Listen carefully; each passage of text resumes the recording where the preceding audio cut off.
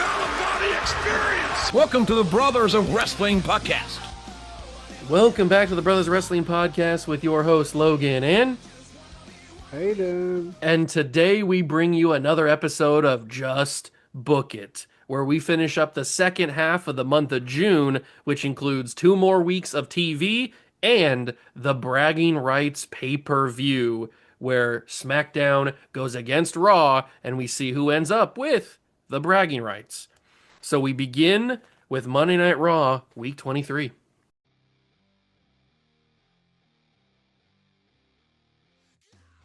Okay. So Raw Week 23 is, we're starting this out. We're on the road to bragging rights. And we're going to start building up to the big time Raw SmackDown pay-per-view. So the show starts out with the WWE Champion, Seth Rollins, and his Vision. Boo. Coming out. No, stop booing them. They're the Vision of the future. They took out Cena. And they're coming out to celebrate their win over John Cena at Night Champions. And the night really was the night of the Vision, as they came away with all the gold on Monday Night Raw now, with Seth Rollins as champ, WWE champ. You have Logan Paul as the Intercontinental champ, and you have Braun and Bronson as your tag champs now. So they come out, they're celebrating the ring. Seth Rollins says that he is now the greatest wrestler of all time by beating John Cena twice. And that he will now be the WWE champion for all of time. He says he's the greatest champion in the WWE. And there's no one that can even compete on his level. Wow. Just then, the SmackDown World Heavyweight Champion, Carmelo Hayes, comes now we're talking. and he starts questioning Seth Rollins, and he starts saying, you know, why do you think you're so good? I defeated CM Punk at WrestleMania. He did. I didn't see what you were doing at WrestleMania. You were just beating Orton and AJ. You weren't winning titles at WrestleMania. So they have a little back and forth. Carmelo, saying that Seth can't, that he's the old guard, and that Carmelo's coming in as this new, young stud guy coming in, that he's going to dominate WWE for the long haul. And so Carmelo says that we'll find out who's the better man when it comes to Night of Champions, or bragging rights, and then we'll find out who the real champion of the WWE is. Ooh. So then we move to our next match, which is the tag team tables match that was set up on Raw last week. We have the New Day taking on the War Raiders, and they start off it's tornado style, so they're both attacking each other. Everybody's going at it. Kofi and Ivar going at it. Woods and Eric are going at it. They're beating them down. The War Raiders start taking advantage. They got the more muscle, so they start beating on the New Day pretty good. But the New Day end up double teaming Ivar, taking him out outside, and then they start double teaming Eric inside the ring, beating him down. Woods goes against a table. He sets up the table in the ring, but when he turns around, Eric gives him a spine buster. Kofi tries to break it up. He's beating on Eric. Knocks Eric out of the ring. He goes to jump over the top rope onto Eric, but Eric catches him and turns around and body slams him right through a table that was leaned up outside. Oof. So Kofi's out. So then the War Raiders come back in the ring, and they double team Woods, start beating him down, pick up Woods, double powerbomb through the table. All right. Woods is out. War Raiders win the tag team tables match. Yeah, I don't know where New Day goes from here. Can't catch a break. Yep, they're struggling. Then we go to the back, and we have Eric Bischoff in his office. And he's talking about how he was pretty happy with the way Night Champions worked out with the Vision taking control. And he's happy with the Raw's direction. Of course he is. And just then, William Regal, Oh, here we go. SmackDown General Manager, Some class. walks in. And Regal starts talking about how it was really SmackDown that stole the show True. at Night of Champions. Facts. And that he thought that SmackDown had the better matches, SmackDown had the better has the better champions, and he's excited to see what happens at bragging rights in the pay-per-view. And Bischoff kind of laughs and says, "Yeah, the bragging rights is going to be pretty interesting, but I've got the best man on my roster ready to take out your best guys." And Regal kind of gives him a look, and he kind of just goes, don't cross me, Bischoff. Don't come at me. Don't think that you can take me on. You don't want to start a fight you can't finish. And Bischoff kind of backs up a little bit. And then Regal says, if you want to see how real Brand does it, maybe you should show up on SmackDown this week. And then he leaves, and Bischoff kind of standing there, kind of scared, but he's like, He don't want the smoke. Okay. So then we have a match between Naomi, who's our women's world champion of Culture Shock, and she's coming out with Culture Shock to take on Bayley. And so they have a nice little match. Bayley kind of gets the advantage, hits her with a side suplex, hits her in the corner, bumps her in the corner. Naomi tries to come back. She boots her when Bayley's running in. She hits her with the rear view. It ends up when Bayley tries to go for the Bayley to belly. Naomi reverses it, hits the super kick on her, climbs up to the top rope, hits the Uso splash, and pins Bayley 1, 2, 3. All right. And now Culture Shock and Naomi are celebrating in the ring, and that brings out Jade. And she Ooh. is not happy. And she is pretty mad about what happened at Night Champions and Naomi stealing the title from her. And she says that next week on Raw, she wants her rematch against Naomi. And Nia and Lash and Tamina kind of step in front of Naomi and get in Jade's face. And Jade says she'll go through all of them Whoa. to get to Naomi. She doesn't care. Just then, Rhea Ripley from Oh. SmackDown, the WWE Women's Champion, comes out to the stage, and she says she doesn't care who wins the title match next week. She is going to be the one that goes to bragging rights and proves that she is the greatest women's wrestler in the WWE today. So then we move to the back, and we see John Cena walking down the hallway. And who's my girl I have? Charlie? Didn't I say I had No, it's Charlie? I Kathy. always forget. I don't. Kathy, that's right. I always forget who I have because I don't use her very much. She gets paid a lot, but she doesn't She get gets, used. at least she's getting paid. So, so Kathy comes over to Cena and asks him what's going on. What's going on now that he lost to Seth Rollins at Night Champions in this rematch. And Cena says, "Yeah, it was a tough match, and he's not sure what to make of the interruption that happened with the save us on the screen. But that really doesn't matter to him right now. He has a new mission, and he's ready to go out there and let the fans know what's going on." So he heads out to the ring. He comes in the ring, and he starts talking about how he feels like even though he doesn't have the WWE Championship, that he wants to be the face of Raw. He wants to carry the Raw brand and carry it for the fans. And that's why he has been named the team captain of the Raw 7-on-7 bragging rights team. Good He choice. said he's going to take this very seriously and that he is going to make sure he makes the best team that is going to go on to fight the SmackDown team at bragging rights. So there will be a few bragging rights qualifying matches. But first, he does have two guys that he recruited to the team, and he's hoping that they will make the most of this opportunity. And so he invites them out to the ring, and they are Randy Orton and AJ Styles, two guys that he's been having pretty great year with in terms of matches.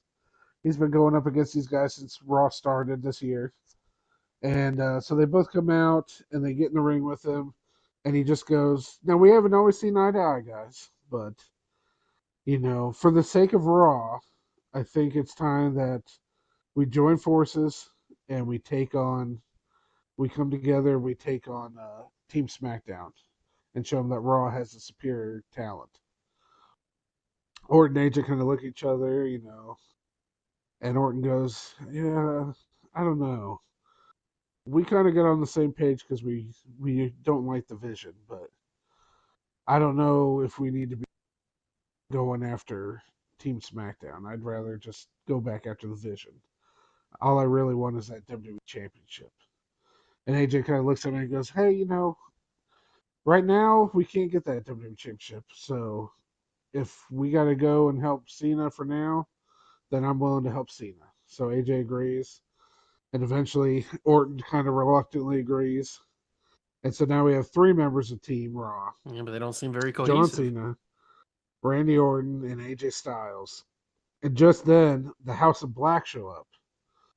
And they come out, and Aleister Black they're all standing on the stage. And Aleister Black goes that he doesn't understand why he's not team captain of Raw. Yeah, it makes sense. He's on a roll. He's the master manipulator around here, and he thinks that he should be the captain, and he would build the greatest team there was, and all he really needed was the House of Black to do it. And Cena says, "That's a lot of talking. Why don't you prove it in the ring?" Oh.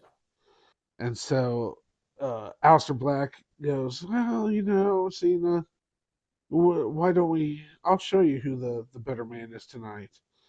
And Cena goes, "If you want some, come get some." Oh. So now tonight's main event is Cena and RKAJ taking on the House of Black in the Okay. main event. Next up is our first bragging rights qualifier. It's for the women's.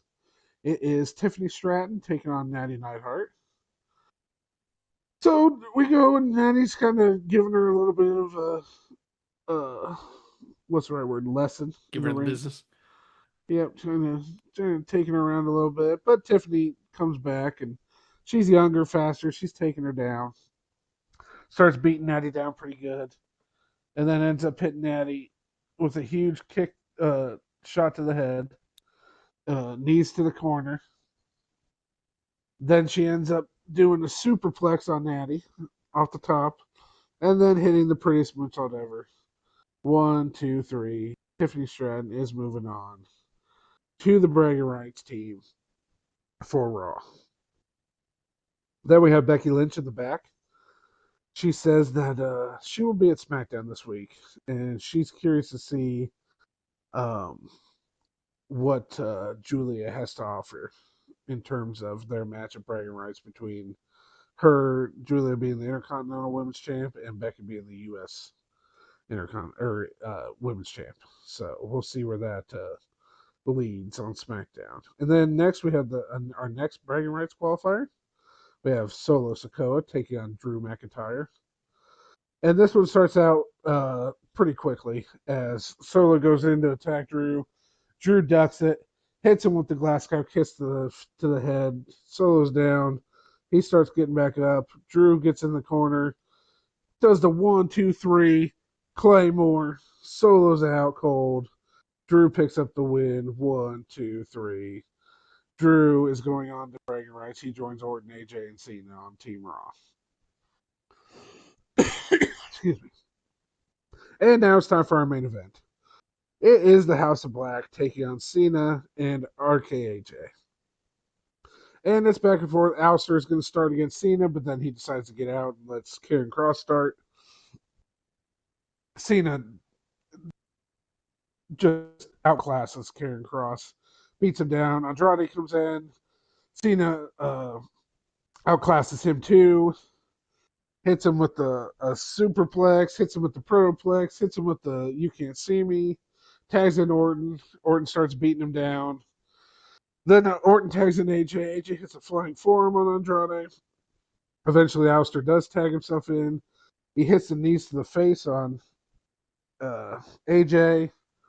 He hits him in the corner. He's setting up for the Black Mass. But Orton comes in, goes for the RKO, dodges it. And then Karrion Kross takes out Orton to the outside. He goes for the Black Mass on AJ. AJ dodges it and hits the Pele on him. Knocks him down, tags in Cena. Cena hits him with the 5-knuckle shuffle. He's setting up for the FU on Aleister Black. Andrade and AJ are on the outside. Orton and Kross are on the outside. And then all of a sudden, there's a bunch of wrestlers from SmackDown All right. that jump the barricade and start beating down everybody. They're taking out Orton, AJ, and even the House of Black. They jump in the ring and they start beating on Cena and they start beating on Aleister Black, you got all the different guys from SmackDown, and they're beating him down. And then all of a sudden, you see Drew McIntyre make his way out, and he starts attacking the SmackDown guys and starts beating them down. And then a bunch of the Raw roster comes running out, and the Raw roster starts attacking the SmackDown roster. And the show ends with a full-on brawl out in the arena with the Raw guys and the SmackDown guys just attack each other as the camera fades black. Okay. And we move on to SmackDown. All right. 23. SmackDown. We recap what happened at Night of Champions with Carmelo Hayes opening the show. The world heavyweight champion, he makes his way down to the ring. He grabs a mic and he starts bragging about his huge win over Gunther and how he is the best champion in WWE because he beat Gunther and he did it legit. He didn't have any help from anybody, even though we all know that he did have help. And so he keeps talking and he says how he showed up on Raw and he absolutely owned the WWE champion Seth Rollins. He keeps talking about how he's the number one champion in the company. He keeps saying that he's main eventing every single pay-per-view. He should be the number one guy. He should be in the main event closing the show, all that kind of stuff. And then we hear the dun-dun. Cody Rhodes' music plays, and him and the club make their way to the ring. And we know Cody and Mello, they got a little bit of history since Cody's been back. And Cody gets on the mic and he starts congratulating Mello. He's saying, "Great job, Carmelo. You beat Gunther. You did a great job." He's clapping him, kind of being a little sarcastic, but he's doing his thing. And he's also kind of implying, obviously, that Mello wouldn't have been able to do it without the club's help. And Cody says that he likes Carmelo. He thinks he's a really good champion, but he could be better. And he says that he needs to be helped. Mello can't do it on his own. And as Cody's talking, bragging about the club being so good and everything, the camera kind of catches some of the club members getting taken out, like the Good Brothers and the Tongans and everybody like that. They're kind of on the outside. Some of them are in the ring, but a couple are on the outside. And they get taken out. And then the camera fully realizes what's happening. And we see that Gunther is one by one taking out the members of the club. And he's taking them down, and Cody starts to go after him. And Cody's fighting Gunther, and Mello kind of slips out of the ring because he doesn't want any of the smoke. He gets out of there. And then finally, security sprints down there to the ringside area. They separate Gunther and Cody. They separate the rest of the club members from Gunther. And that's how we end the opening segment of SmackDown. I mean, with a pretty heated angle right there with Cody and Gunther. Wow. Backstage, we've got William Regal in his office, and who comes in but Eric Bischoff, the general manager of Monday Night Raw. He's smiling. He's coming in. He's saying thanks to Regal for showing up on Monday Night Raw, and he says thanks for offering him to come to SmackDown. Regal says that you're welcome for offering the trip, and he asks him what he wants to discuss, and Bischoff has that evil grin on his face, and he says he wants to discuss a possible bet or a deal. And Bischoff says that why don't we make bragging rights a little bit more interesting? Raise the stakes even more than just the traditional whoever wins gets the quote-unquote bragging rights on the roster. Why don't we make it whoever wins the men's 7-on-7 gets the number one pick in the upcoming draft? And Regal kind of looks at him and questions it, thinks it over a little bit, and he agrees. They shake hands, and Bischoff's got that evilish grin on his face as he shakes hands and walks away out of the office. So now the stakes have been raised even more than what they already were. We go back down to the ring. First match of the night, the U.S. Open Challenge. Ilya Dragunov already in the ring. Who's going to answer the call this time? Ilya's waiting, he's waiting, and then all of a sudden, I'm taking it all. Solo Sikoa music plays, and he comes down to the ring. The announcers are going crazy. Solo's a Raw superstar. What's he doing here? He just got squashed on Raw. He wants a chance at the U.S. title is what he wants. So he He's comes getting down to the squashed ring. in this match. What? I said he's getting squashed in this match too. We'll see. The king, the king of the squash, Solo Sikoa. So Solo answers the open challenge. The crowd's going crazy. They didn't think that they'd see a Raw superstar on SmackDown. And the bell rings. Ilya starts to take it to Solo. At first, Ilya's a little bit shocked that Solo is the one who answered the challenge. He wasn't expecting a Raw guy to answer the challenge. But then once the bell rings, he takes it right to Solo, hitting some big shots. But Solo gives it right back to Ilya. He hits a big Samoan drop on him. Only gets a 2 count, but he gets a huge Samoan drop. Ilya catches Solo with a torpedo Moscow, but Solo kicks it too. Neither man can go down easily. Nobody's really getting the advantage. Solo is eating some chops after from Ilya, just taking some nasty, nasty chops. And Dragunov thinks that he's what? Pork chops? No, not nasty. Not they're nasty chops, not good chops. He's eating them. And Dragunov thinks that pork he's chops. worn down Solo enough, but he thought wrong because Ilya goes for another torpedo Moscow, but Solo catches him with a spike and takes Ilya down, covers him 1, 2, but Ilya gets that shoulder up just barely Close. gets him. And then Solo, as he's looking at frustrated, he's kind of running his hands through his hair and he's like, all right, I gotta do it. So he picks up Dragunov going for another spike, but as he's about to do it, Dragunov ducks underneath him, bounces off the ropes, and catches him with a Constantine special, hits the H-bomb. 1, 2, 3. Ilya keeps the title. No, So Solo, I mean, he didn't get fully squashed, but whatever. no. he got a spike in at least. Yeah, he got a spike in. And then we go backstage.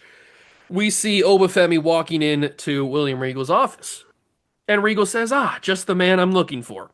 Regal tells him that there's this huge opportunity on the Raw for the draft because Regal wants all the draft picks. He wants Raw to have none of the draft picks, and he wants SmackDown to have all the draft picks. So he's picking Obafemi to be the first man to wrestle and represent SmackDown on the Raw after bragging rights and try to win as many picks as possible.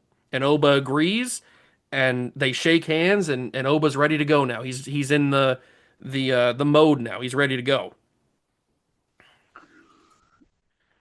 We go back to the ring, and we see Jacob Fatu versus Javon Evans. We built this up last week with Javon and Jacob kind of having a meeting in the backstage area, so we get the match now. And it's a very interesting mix of styles between the two of them, because Jacob's kind of like all gas, no brakes. No, not to take his catchphrase, but I mean, that's what he is. He's a very good mix of power and speed, and Javon's all athleticism and speed. So Yep. we see a very interesting kind of beginning of the match, and it's a little bit of a feeling out process to begin. I mean, they're not going as hard as they normally would if they've wrestled before. So Evan starts to pick up the pace a little bit. He's bouncing all around the ring. He's bouncing off the ropes. He's eluding Jacob for most of it, but Jacob finally catches him. He hits Evans goes for a springboard spinning kick, like that spinning kick that he's been doing recently in real life. You know what I'm talking about? Oh yeah. I don't know what he calls it, but he bounces off the ropes and he spins and kicks him. And he's going for that, and Jacob catches him on his shoulders and hits a Samoan drop, and the crowd goes crazy. Evans gets just barely a kick out at 2. Fatu really starts to wear him down after this, though. Really starts to take away the strength of Javon Evans, which is his aerial ability. So as we get deeper and deeper into the match, Javon finally stuns Jacob Fatu, sprints to the corner, bounces up onto the ropes, trying to attempt an OG cutter, but as he's falling, Jacob catches him in midair with a super kick to the back of the head, completely knocking out Javon. Puts him in position, goes up for his moonsault, his biggest moonsault ever, whatever he calls it. 1, 2, 3, Jacob Fatu beats Javon Evans. And then backstage, we've got Becky Lynch. She said she was going to show up to SmackDown, so here she is. She shows up and she walks across the backstage area. She runs into Julia, Intercontinental Champion, and her opponent at bragging rights. And they kind of have a back and forth where Becky is pretty confident, saying how she's excited for the match, but she's ready to go. She believes confidently that she's gonna beat Julia, and Julia's kind of yelling at her in Japanese, and Becky says, "All right, we'll see who wins at bragging rights," and then she walks away. And as she's walking away, she catches Rhea and Dom talking, and she walks up to Rhea, and she kind of looks at Rhea, and she says she's excited to see who comes out between Rhea and Jade or Naomi because she doesn't like Jade. She wants Jade to be put away. And so she tells Rhea that with the draft coming up, don't be surprised about who your next challenger could be. You never know. And she kind of just teases that. Nice. So now back in the ring, we've got Blake Monroe versus Lyra Valkyria. Blake's been kind of doing Lyra dirty. She's been attacking her. She's been just abusing her. It's been a crazy couple weeks for Blake and Lyra. So we finally get the match. And with the recent history that these two women have, it's no surprise that this match really isn't a match. We go from the opening bell. Monroe starts absolutely destroying Lyra. She pounces on her. She's throwing punches. She's throwing kicks. She's screaming. She's going crazy. This is unhinged Blake. This is not just regular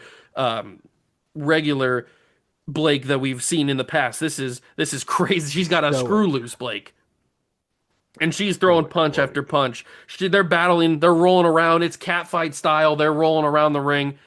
They go outside. They battle for a while, and it's just a straight up fight. Like they're not even wrestling. They're just fighting each other, throwing each other into the barricade, throwing each other into everything on the outside, the announcer's table, whatever it may be, whatever they can get their hands on. They're throwing at each other and throwing them into each other, and then the referee. I mean, this is still a match. The bell rang while they're outside. The referee's counting to 10. He's doing the 10 count. He gets to 9 and he kind of hesitates for a second. He wants to see if somebody's going to try to break the count and get back in the ring. But Blake and Lyra, they don't care. So the referee finally says, whatever. He calls the 10 and they calls for a double count out.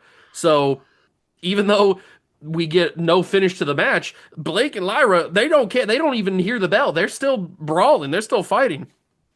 And we get a couple of referees to come down to try to help the one referee separate the two women. And when they finally seem to get everything calmed down, Blake's backing off. She said, "I'm cool, I'm cool." Although she says it in a British accent. She's done. She's okay. But then she kind of backs away. She grabs a chair and she sprints to Lyra. She smashes the chair on Lyra right on the head, unprotected. And Lyra goes down. She's knocked out. The referees are screaming it at Blake, and they're get out of here, go back to the back, you're done. And so Blake, she doesn't listen to him. She's standing over Lyra with the chair. She's got this crazy look on her face, and she finally is aware of what she's doing. She morphs instantly, like a flip of a switch, back to regular Blake. She's kind of unhinged that way, where she can just flip back to normal. And then she gets pulled. She's calm and she bites her finger like she does, and she goes back. She's totally. It's crazy. Oh, wow. She's kind of psycho.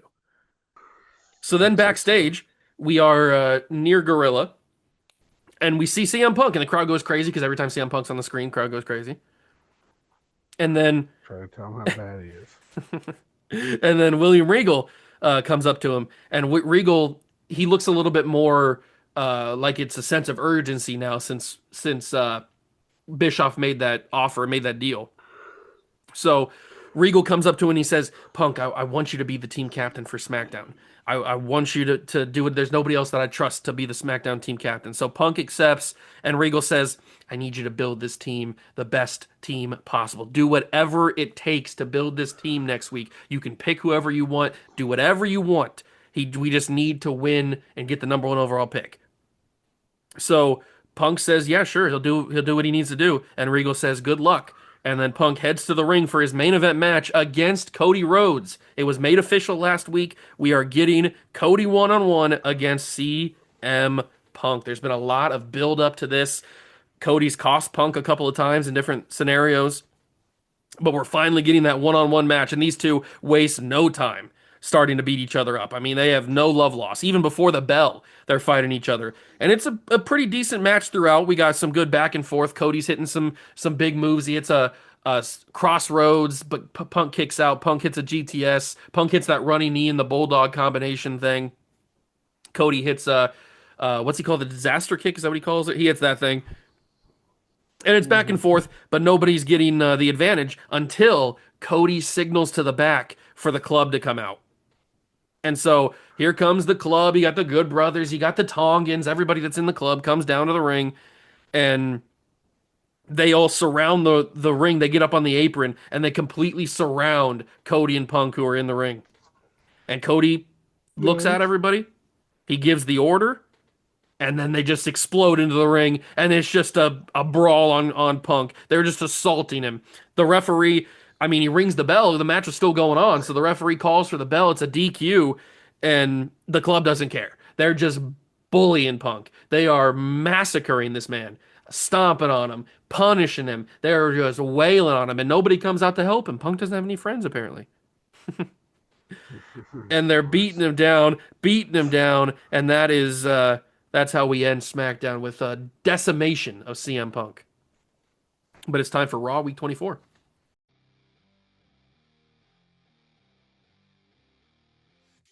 Okay. Raw Week 24 is upon us. Let's see here. Okay. So, the show starts off with Bischoff coming out. And Bischoff says that he was a little, went to SmackDown last week and he was a little appalled by all the chaos that took place. He was appalled by the chaos that took place at the end of Raw last week. He was appalled by the chaos on SmackDown. He said this is just getting out of hand. This back and forth rivalry. He says that's why tonight he hired extra security Oh, to be around the back entrance area, and that they are here to stop any SmackDown superstar from getting into the building and attacking the Raw superstars. knowing Bischoff, The he only probably hired SmackDown. the APA, and they just got that. They're just sitting at the table playing cards with the door, and Yep. everybody just walks around it. No, you gotta knock. You gotta knock on the door. You don't see you. And he said that the security is going to stop any SmackDown superstars. The only SmackDown superstars that are allowed to be on Raw are the ones that he booked to be on the show tonight. And so, with that being said, we have tonight's main event. It will be the two men facing each other at bragging rights. The WWE champion Seth Rollins teaming up with the world champion Carmelo Hayes to take on the team of the Raw team captains John Cena and the SmackDown team captain Mm, CM Punk. That is going to be a huge that main is a pretty event huge main tonight. event. Then we start off with our first match. It is a bragging rights qualifying match. We have Aleister Black taking on the Money in the Bank briefcase holder, Finn Balor. And these two guys have had a little bit of a personal beef here lately. Aleister Black and his House of Black faction has been taking out Finn and Priest and Sammy, and Finn has been too happy about it. Finn goes on the attack aggressively early, starts beating down Aleister back and forth. Aleister ends up hitting the knees to the face in the corner, knocking Finn down. Finn hits a sling blade out of nowhere. Aleister catches him with a back kick, and then a brainbuster. Then Aleister goes up. He hits a moonsault, but Finn dodges it. Finn hits him with the Shining Wizard out of nowhere. Nice. He's setting up for the coup de grace, but Aleister dodges it. Then the House of Black get up on the apron. Finn hits one with a Pele, hits Andrade with the Pele, and then he Enziguri's carrying cross. They both go down. Then he runs off the ropes, hits the diving senton over the top rope onto both men, gets back in the ring, hits a standing coup de grace on Aleister Black, who catches him. He goes for the pin, but Aleister gets his foot on the ropes. Finn pulls him back out. He picks him up. He hits his own brainbuster on Aleister Black this time. He's crawling up to the to hit another coup de grace, but Andrade grabs his ankle. Finn kicks him back off. He goes up for the coup de grace, but Aleister this time dodges it. He goes for the fade to black. Finn dodges it. He rolls him up. Aleister kicks out, turns around. Finn goes for another brainbuster. This time Aleister when he gets lifted up, hits him with a knee shot to the head, lands back down, and then hits a quick black mass out of nowhere on Finn, catches Finn right in the face, knocks Finn down, pins him 1, 2, 3. Aleister Black is qualifying to the Team Raw for the bragging rights 7-on-7 match. Then, after the match, House of Black gets in the ring and they start beating on Finn. Start beating him down. They hold him back up. House of Black hits another Fade to Black on him. I'm just going to switch the name of it every time I say it, by the way. I just realized that. Black Mass, Fade to Black, don't matter. It's the same move. It's just called in different companies. But it's just hilarious how each time I do it, it's a different one. You know what I'm saying. You've had it anyway. Consistently a couple times. You had a couple weeks in a row. You called it the same thing. Whatever. Hits that on Finn again. Then this time, Aleister notices his briefcase in the corner. So Aleister picks up the briefcase. Ooh, they Karrion Kross and Andrade pick Finn back up, throw him into Aleister, and Aleister lays him out with the briefcase. So then they roll Finn out to the outside. They take the table apart, the announcer table apart, and they Andrade and Karrion Kross pick up Finn, get him up in a double powerbomb position, and launch Finn through the table. Man. As Aleister sits in his little cross watching. So then Aleister stands up in the ring, lifts his hand up. The lights go dark. Not all the way dark. You can still kind of see him. Kind of like an Undertaker vibe. Mm-hmm. And he points to Finn, and he points to the back. And Aleister starts making his way to the back. Karrion Kross and Andrade both each pick up Finn under his arm, and they start dragging him to the back. Oh, man. And they, where Aleister's looking in the camera as they're walking to the back, and he says, it's time to give him the final sacrifice. Jeez, it's got dark. And they start walking Finn to the back, and then we go to commercial. Oh, man, okay. Then we come back and Cena's backstage, and he's in the locker room with Orton, AJ, and Drew. He sees he's happy Orton and AJ agreed to be on his team. He knows that they're some of the top talent on Raw.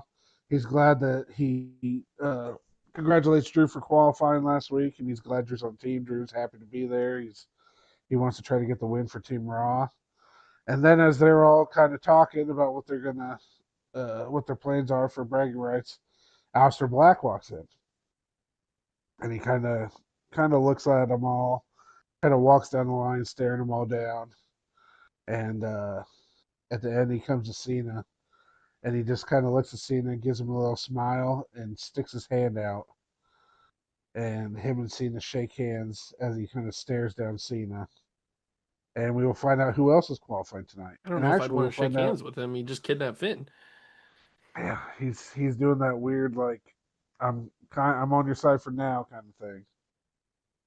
So then we move on to our next bragging rights qualifying match. And this one's going to be as you like to say, a banger match. It is Pentagon Jr. versus Sami Zayn. All right. Versus Phoenix. Ooh, little Lucha Bro going after each other. Lucha Bro battle. I respect right here with Sami Zayn in the mix. Could be 3 of the greatest mass wrestlers of all time. I don't know what you're talking about. 2 different people. Just saying. Just throw that out there. I heard El Generico was in the homeless shelters. He might be. He should show up for this match and help Sami. So, it starts out hot like you'd expect. Pentagon and Phoenix are, start teaming up on Sami. They're not going to fight each other right away. That's unfair. Start beating on Sami, knocking him out. They throw him off the ropes, and then they do a double backdrop over the top rope. Sami goes out to the outside. And then we get them a stare down between Pentagon and Phoenix. These guys have been tag champs a couple times, and now they're finally getting the chance to go against each other. Pentagon starts doing this little walk. Phoenix mocks him and does the walk back. Nice. Then Pentagon kind of starts getting angry. He goes up. He takes his glove off slowly. and takes it off.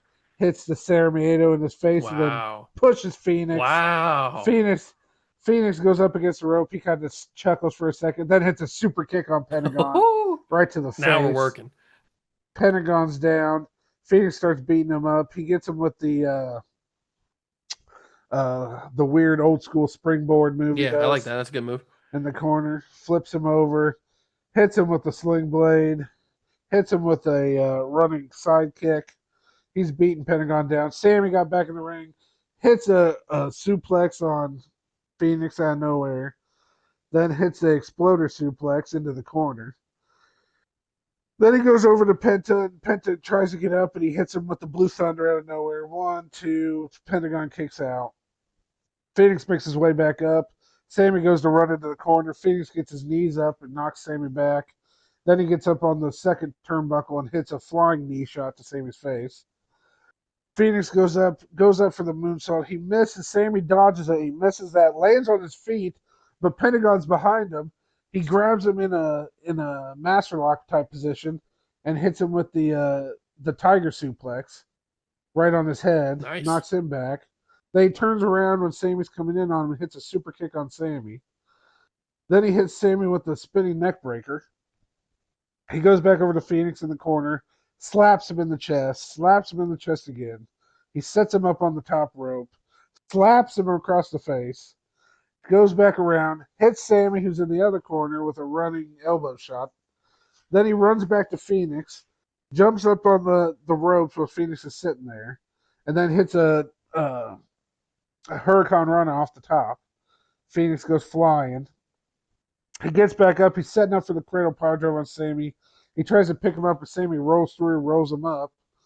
Almost gets the pin. This time he hits another exploder into the corner on Pentagon. He's setting him up for the haluva kick, but when he's running in, Phoenix hits him with a super kick. Knocks him back down. Phoenix then goes and runs, hits a knee shot in the corner on Pentagon. Hits him with a running bulldog. He goes up to the top rope for a splash. Goes for a splash. This time he rolls through as he sees the ascent on, and he rolls through, seeing that Penta dodged. But this time Penta catches him with a code breaker to the face. And then Pentagon ends up setting up for the cradle pile driver on Phoenix. Hits the cradle pile driver on Phoenix, but Phoenix kind of rolls to the outside. Pentagon gets up in the corner, but he didn't see Sammy was up. Sammy runs in with the haluva kick on Pentagon. Catches Pentagon. Pentagon's out cold. Sammy rolls him up. 1, 2, 3. Wow. Sami Zayn survives. Could be match of the year. I don't know. It might be. That's a good match. Well, Sami Zayn qualifies for the bragging rights team over Pentagon Jr. and Fox. So then we go back to the back, and Bischoff made his way back to the back of the arena. He's talking to the head security guard and says, I do not want to see any blue shirts coming in this arena. And if anyone lets these blue shirts in, you're fired. Oof. And Those he guys have said families. these are he hands them the list of the superstars from SmackDown that are allowed to be here. And he says, take care of it. I don't want to have to come back here again. Damn. So then we go Unsafe to our work next. environment. No, yeah, he's got a lot of security back there. So then we got our next bragging rights qualifier match. This one's going to be a 6-women tag match. Ooh, interesting. We got the team of Culture Shock of Nia Jax and Tamina teaming up with Chelsea Green to take on the team of Bayley, Bianca, and Jordan Grace. And we start off with just a battle of power between Jordan Grace and Nia Jax. They keep locking up, pushing each other back and forth, but neither of them are really gaining any ground. And then eventually, Nia slapped Jordan. Jordan kind of laughs it off. Nia comes in, and Jordan Grace hits the suplex, No. kind of Hogan Andre style, No. on Nia Jax out of nowhere. Nia can't believe it. She's freaking out. She tags in Tamina. Grace tags in Bianca. Bianca starts beating on Tamina hard. Hits her, whips her in the stomach, takes her That thing leaves a out, mark. clothesline. Luckily, Tamina usually wears the big cover up. But still, The that full braid's body thick. suit, so. Hits her with some suplexes. She ends up trying to go for the, what's she called, the KOD? Huh? Yeah, you always forget that, the KOD. I know, I always forget it's the KOD or I always want to say EST, but that's her That's her nickname, catchphrase. Yeah. So she's going for the KOD. Tamina reverses. She tags in Chelsea. Eventually, Bailey gets in there. Bailey's taking on Chelsea. Jordan Grace is fighting Nia Jax on the outside. Bianca went after Tamina. Chelsea Green goes up on the second rope. She's going to try to take out Bailey with a crossbody. Bailey catches her, hits her with the Bailey belly. 1, 2, 3. Bailey, Bianca, and Jordan Grace are moving on to Team Raw take on Team All SmackDown. right, I'll take him on Team At SmackDown if you bragging want. rights. Sorry. Then we go to the back, and Jade's making her way out for her title match. And Tiffany comes up to her. And she kind of smiles, and they had their big feud at the beginning of the year. And she says that she wishes Jade luck in the match tonight. But she says that if she loses, that she's going to have to fall in line behind her on Team Raw Whoa. at bragging rights. She said that she qualified last week and that Eric told her personally that she is the team captain for the Raw team now. All right. Jade kind of just gives her a little smirk and then just walks away, bumps her shoulder. And Tiffany looks off ticked that she was just completely ignored like that. So now we have our WWE Women's Championship match between Culture Shock's Naomi and Jade Cargill. And Jade is just dominating this match from the get-go. Naomi can't really get out of the blocks. Jade's throwing her around the ring, clotheslines, suplexes, just knocking her down, big boots, everything. And then all of a sudden, Tiffany makes her way out to the ring. She's running down there to distract Jade. She's running down. She's about to get up on the apron. All of a sudden, she gets attacked from the side through the crowd. What? And it's Rhea. What? Rhea Ripley from SmackDown. How'd she get in there? And Rhea's beating up on Tiffany, trying to take her out. She throws her into the steps. Jade's distracted by all of this. She doesn't know what's going on. And Rhea's attack her, and then Rhea turns to Jade, and she's like, turn around, turn around. And Jade turns around, and Naomi super kicks Jade right in the face. Gets up, hits the Uso splash. She realizes she's not going to pin Jade with that, so she goes back and hits another one. Hits a second Uso splash. 1, 2, 3. Naomi retains her WWE Right. Women's World Rhea knows her Championship. opponent. And Rhea's kind of like ticked off. She was trying to help Jade, not distract her. And it didn't really work out. So then we go backstage, and Rhea's back there, and who is it? Kathy? Yes, Kathy. Yes. You're my ring announcer. Tell me who I got. So she comes up to Rhea, and she's like, what are you doing here? And Rhea's like, hey, I knew this match was going to happen. I didn't want anything to take away from who my opponent was going to be. I tried to stop the interference. I wasn't trying to get involved in the actual match. And then Jade comes up to her and she starts yelling at Rhea. She's like, why are you doing that? Why are you getting involved? You distracted me. You cost me my title and all this stuff. And Rhea's like, I wasn't trying to. It's okay. And eventually Jade just kind of pushes her, like face palms her. And then Rhea's like, oh, you shouldn't have done that. Slaps Jade. Oh! And they start going on a full-on brawl. Beating on each other. And then all of a sudden, the 4 women of Culture Shock start attacking both of the women, Rhea and Jade. And they start beating down on Rhea and Jade. And then all of a sudden, there's a bunch of SmackDown women. And they just start attacking Culture Shock. How'd they get in? And attacking all of them. There's a mole. And then the Raw women start coming in, and they start beating up on the SmackDown women. And finally, security comes rushing in, start grabbing the women out of the way. Bischoff gets there.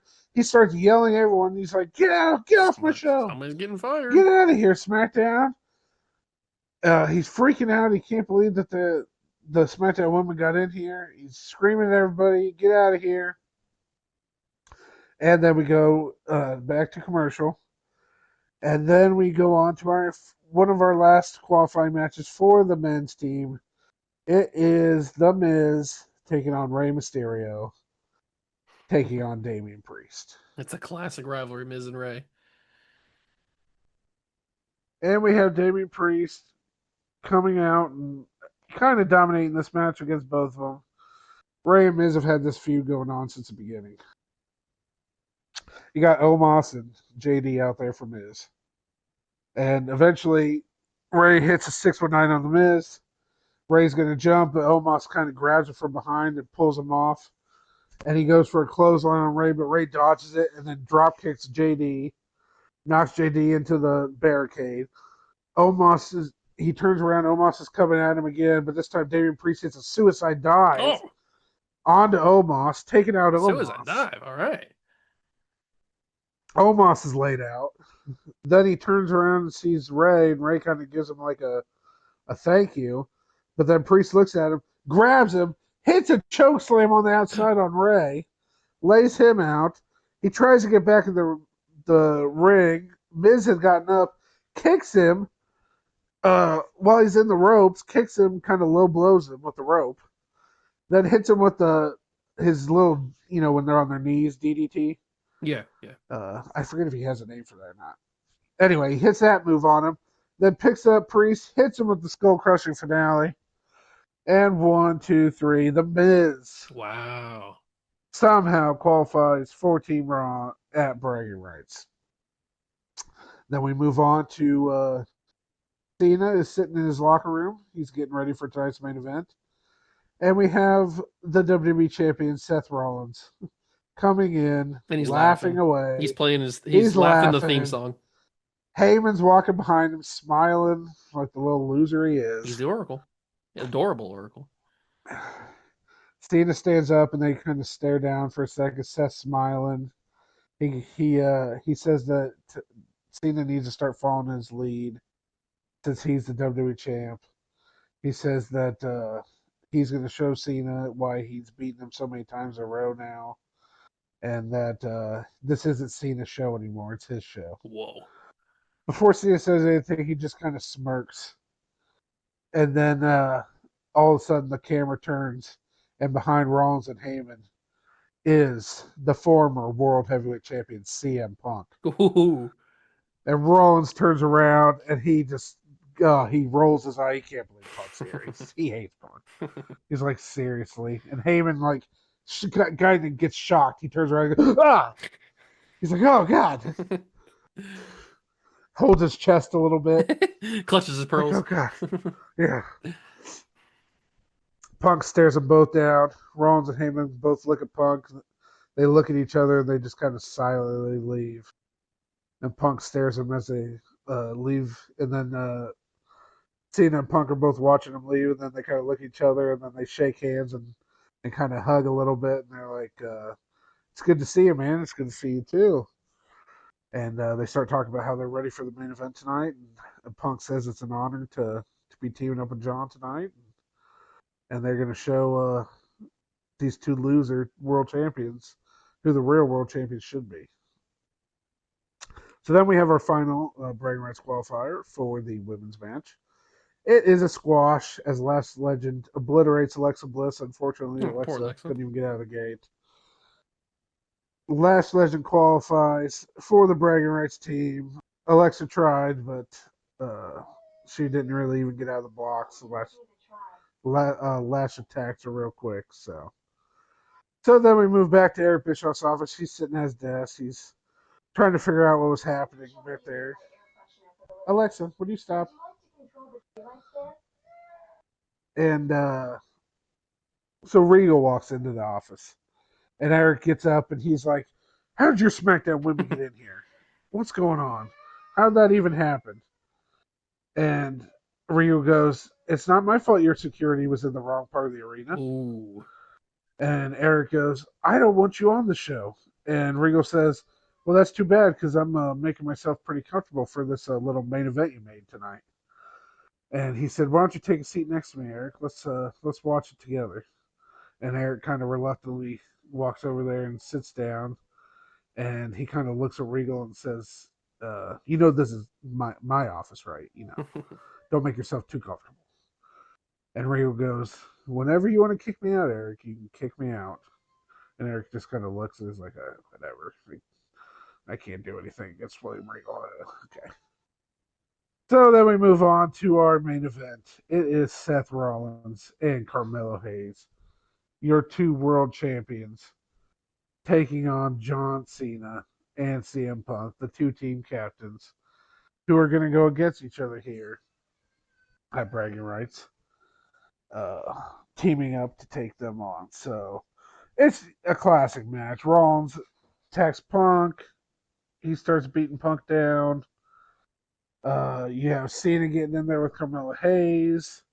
First time ever. Uh, tries to hit a 5 knuckle shuffle. Rollins comes in and hits the knee shot on him. He breaks that up. Then you have Punk coming in. He hits Carmelo with the knee shot to the face. Um, and then, sorry, spelled something wrong. It threw me off here. And then, so eventually it leads to Cena and Carmelo Hayes are in the ring. Rollins was going after Cena, but Cena backdropped him over the top rope. Then CM Punk came in and suicide dive, took out Rollins on the outside. So they're out on the outside. All of a sudden, Cena hits the protoplex into the 5 knuckle shuffle on Carmelo Hayes. He's setting up for the FU, and all of a sudden on the Tron cuts in, and it's showing the one of the camera guys running to the back entrance of the arena.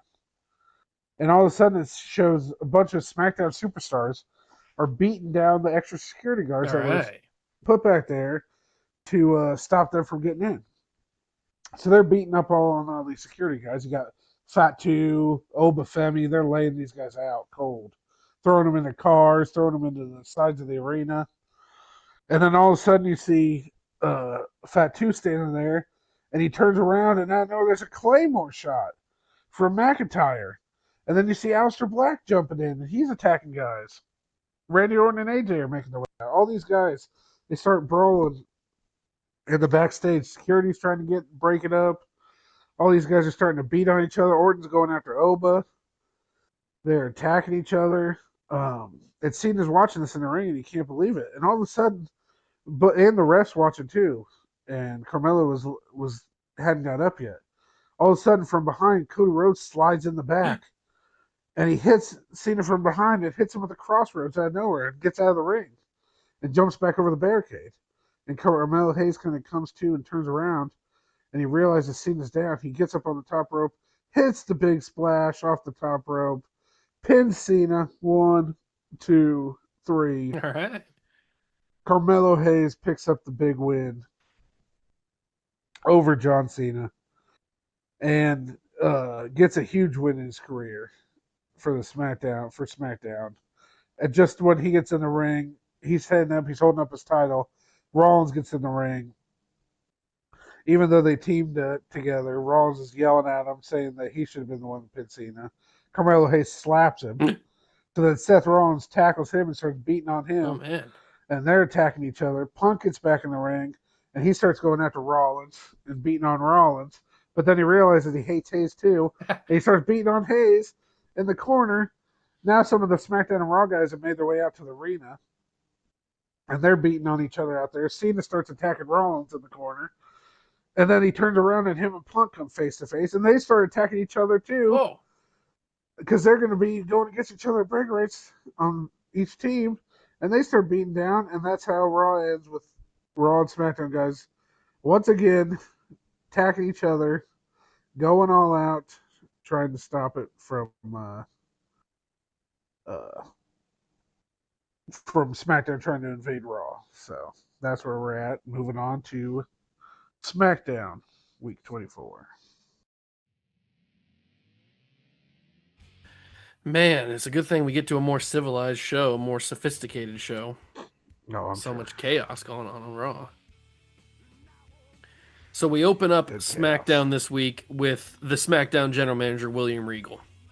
He comes down to the ring, and he's got kind of an angry look on his face. He starts talking about the chaos that happened on Raw and how none of that shenanigans is going to happen tonight. He's making sure of it. He says SmackDown is more sophisticated, more civilized, more put together than Raw is. And then he goes on to say that there will be a couple of final qualifying matches to determine the last couple spots in each men's and women's team for SmackDown because he gave CM Punk and the women's team captain Io Sky pretty much free reign to pick their teams because he knows how important these matches are to earn not only the bragging rights, but for that men's match to win or for both matches to see if we can win the majority of bragging rights and then get the number one overall pick in the draft. So he believes in his people on the roster. He wants them to handpick their team members. And as Regal's talking, he continues to go on, and then we pan to the Titantron, and we see live footage of the Raw locker room outside the arena. They show up and they got the Raw jerseys on, they got the Raw shirts. They are banging on the door. It's almost like DX showing up to WCW. They're banging on the garage door. They're trying to get in. Yoo-hoo. Regal, he starts panicking. Regal says, I gotta go. And he gets out of the ring and he heads to the back. So we follow, the cameraman starts sprinting with Regal to follow him backstage. And Regal's making his way to the loading area as quick as he can to see what's going on. He gets to security. He tells security not to let anybody in under any circumstances. And then as he's telling the security this, Austin Theory shows up. And Austin Theory goes up to Regal and he asks him if he can have another shot at Ilya because he feels like he could have beaten Ilya. It was just not the night. So he wants another chance at him. And Regal, he's not paying attention. He's too distracted with what's going on outside the building with the Raw superstars. So he's like, what? Yeah, but sure. Yeah, well, you can have whatever you want. Just go away. So he's not even paying attention. And Theory, he says, yeah, that's good. So he didn't even pay attention to what Theory said. Theory got what he wanted. And then we go down to the ring for the final men's qualifier. We already have the team put together. Punk has picked everybody. He left one spot open for a qualifying match, and it's between Jacob Fatu and Chad Gable. And Fatu goes off on the match, intense, charges after Gable, hitting him with everything he's got. Gable is able to sustain the onslaught of Fatu and eventually turn the tides in his favor, catching him with a chaos theory. But Fatu kicks out at 2, and Gable can't believe it. He looks shocked. He's like, that's my best move. How am I going to win this match if I can't beat him with my best move? And so he looks... He's trying to figure, the camera's showing him trying to figure out how he's going to beat Fatu. So he comes up with a plan. He's going to hit a chaos theory again, try to hit maybe multiple chaos theories. Maybe that's what's going to do it. So he goes for it again, but this time Fatu reverses, connects with a super kick, and then goes up for his moonsault. 1, 2, 3. Jacob is the final team member. And the announcers are saying that he joins the team of CM Punk, Jimmy and Jay the Usos, LA Knight, and Javon Evans. Okay. Then we have a backstage segment with Io Sky. She walks up to Lyra, and she's put her team together. She has a couple spots remaining, but she has an interest in Lyra. And she goes up to her and she says, well, she's already put Asuka, she's put Kairi Sane in, she's put Stephanie Vaquer on the team, and she wants Lyra to be there as well. And Lyra's excited. She's like, seriously? You want me to be a part of the team? She's like, yeah, sure, I'll be a part of it. So now we've got Io, Asuka, Kairi, Stephanie, and Lyra on the SmackDown Women's team. Mm-hmm. Our next match is the United States Open Challenge. Ilya Dragunov in the ring awaiting his opponent. And who is it going to be? Awesome! And the Miz, with the Miztourage, make their way to the ring. Mm-hmm. Let's go. We've got a little bit of stuff. We have Miz coming down, but we see... On the Tron, they play a little, or not on the Tron, I guess it's more for the TV audience. They play a video of Austin Theory, and he's walking, it looks like he's making his way to the ring like he's going to answer the open challenge. And all of a sudden, we see out of the camera frame, it is Omos, and Omos takes out Austin Theory, bashing him around on the backstage area, and... Then in steps Miz into the camera frame, and he's smiling, and Omos and JD took out Austin Theory, and then Miz is the one who answers the call. I like it. So we get Miz in the ring with Omos and JD on the outside, and Ilya, I mean, he wasn't expecting Miz to be the one who answers, especially with the Miztourage there, but I mean, he accepts all challengers. He's ready for anybody. So the bell rings, and Ilya goes right after the Miz. It's a pretty decent match throughout, with some light interference here and there from JD and Omos, maybe a little grab of the ankle on Ilya every once in a while, distract him. Mm-hmm. And then eventually Omos gets on the apron. He's already 7 feet tall, so him getting on the apron makes him even more imposing. He gets on the apron to distract Dragunov. That allows for the Miz to grab Ilya, hit him with the skull crushing finale. 1, 2, but Dragunov just kicks out at 2. You can't beat this guy. He just gets that shoulder up. And Miz, he signals for JD to distract the referee so Omos can get in the ring. But all of a sudden, we hear the booyaka booyaka. Rey Mysterio comes down. Miz can't get rid of this guy.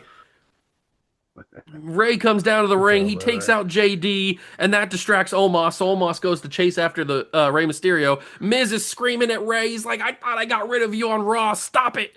Stop it. I'm done with you. And then Miz turns around. He eats a Torpedo Moscow and an H-bomb. 1, 2, 3. Ilya keeps the title. Good job, Ray. That pesky little Ray.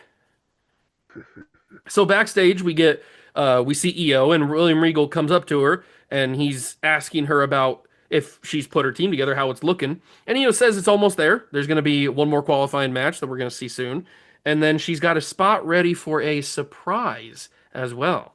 And Regal's like, yeah, fantastic. That's great. And there's one less thing to worry about. So he says that he's got to go figure out how these Raw superstars keep getting in the building. And then back in the ring, we have our women's bragging rights qualifier match. It's Roxanne Perez versus Blake Monroe. And Blake comes out firing. We just saw her be unhinged against Lyra last week. So Blake Monroe comes out. She's firing against Roxanne. She's really taking it to her in the early stages, hitting some heavy shots, throwing some forearms, some big-time blows to Roxanne, wearing her down. And it quickly becomes a great match as both women take some offensive moves. They trade blows. They go back and forth for a majority of it. And late in the match, Roxanne sets up for a pop rocks, but Blake is able to get out of it, and hits the glamorous DDT, catching Roxanne, knocking her out. 1, 2, 3. Blake Monroe is that final member, other than the mystery member, of Team SmackDown. Nice. And then we see William Regal back in his office, and he's talking to Rhea about the Jade Naomi thing, and they're having a conversation, and then all of a sudden a security guard runs in, and he's freaking out, he's panicking, he's sweating, and he tells Regal that they got in. And then Regal he gets like this white face, his face goes really white, and he says, I gotta go. He tells Rhea, I gotta go.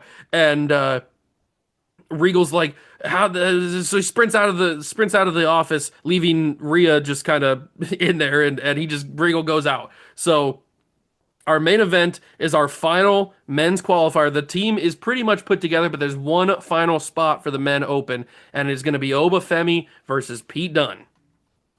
This is a wild matchup because this is like two drastically different type of guys. You got Oba and Pete just tearing each other apart with some vicious chops and vicious punches. Some of the most vicious chops and punches you've ever seen. Pete's doing the classic joint manipulation, trying to tear apart the ligaments in the fingers of Oba Femi. But in the end, Oba is just too big, too powerful for Pete Dunne. He breaks out of it. He gets him up, picks him up for the fall from grace, hits it, and it's a 3 count. Oba Femi is the final member of Team SmackDown. But just then, the members of the Raw and men's and women's tag matches, or bragging rights teams, come down to the ring. They finally got in, and they stormed the ring. So you got 14 different Raw people down there, and Oba's just in the ring. And you got surrounding the ring, you got Cena and Orton and Styles and Zayn and Black and McIntyre, Miz. For the women, you got Cargill, Stratton, Bayley, Belair. Great, everybody's here. And they all look ready for a fight. They're all ready to go. But then here comes the SmackDown, men and women. And they come down to the ring. And now we've got 28 people just filling up the ringside area. You got the men in the ring, you got the women on the outside, and everybody's just having a stare down. Everybody's mean mugging each other. And then eventually, after a moment, the crowd's going crazy. Take a little beat to get everybody caught up, and then all of a sudden now it's going. Now everybody's working. Now we're punching. Now we're throwing fists. We're throwing kicks. Everybody's brawling. We're fighting on the outside. We're fighting on the inside. It's pure chaos. Regal's losing his mind, and the show goes off the air with just the most insane brawl you've ever seen in your entire life. I've seen some crazy bras in my life. I know. That's for sure. So you didn't get that joke. I got it because I kind of said bra. I know what you're saying. Just throw that out there. I picked up on it. Okay. You gave me no It just wasn't reaction funny. whatsoever. Whatever. It was good. Okay. Let's see where we stand. Let's get to bragging rights. Okay. So we move on to the 2025 bragging rights card. Why'd you say it like the New Day? WWE World Tag Team. I was adding some pizzazz. Sorry. Pizzazz! Okay, we've got 7 Raw versus SmackDown matches on the main card. The winning brand at the end of the night will be crowned the greatest brand for an entire year and will get the number 1 pick in the 2025 WWE Draft. A lot on the stakes. A lot on the stakes. Yeah. Who says that? I do. It's a lot on the line. A lot on the stakes. High stakes. You put 2 things together and you said it. God. Okay. A lot of beef. A lot of steaks. Okay. The meaty men. Meat men. All right. So before the show, we had 3 pre-show matches. You're welcome. We had a 8-man tag. The Raw team of the Lucha Bros teamed up with the War Raiders to take on SmackDown's Motor City Machine Guns and the Street Profits. And it was a good match. It's a lot of high flying in this match. But it ended with Penta ended up hitting a package pile driver on Saban, and Phoenix hitting a splash off the top. Doesn't he do is it the 6th? What does he do? I'm not sure. Doesn't he do more than the 450? I think he does. I can't remember. I think he does some sort of like 630 maybe. I don't know. Anyway, so Lucha Bros War Raiders ended up winning that one. Then we had Natty Neidhart taking on Roxanne Perez. And Natty was kind of beating her down the whole time, but when she goes for the sharpshooter, Roxanne rolled her up, pinned her. 1, 2, 3. Nice, good win for SmackDown. And the final pre-show match was the up-and-coming Trick Williams for Raw, going 1-on-1 with Santos Escobar Okay. from SmackDown. And this was a high-flying match. And it went, Santos was getting his high octane offense in, but Trick kept countering, ended up hitting his what's it called? The whoop the trick? The trick shot What's is it called? his finisher. Trick shot. That's right. Hits a trick shot on Santos and pins him. 1, 2, 3. Trick Williams wins it. Now those matches don't count. Yeah, but it terms is of a the overall 2-1 final. deficit already for SmackDown. But Trick ended up pulling out the win for Raw there. So we're starting off as the first match on this card is the Raw versus SmackDown 7-on-7 elimination women's tag team match. Ooh.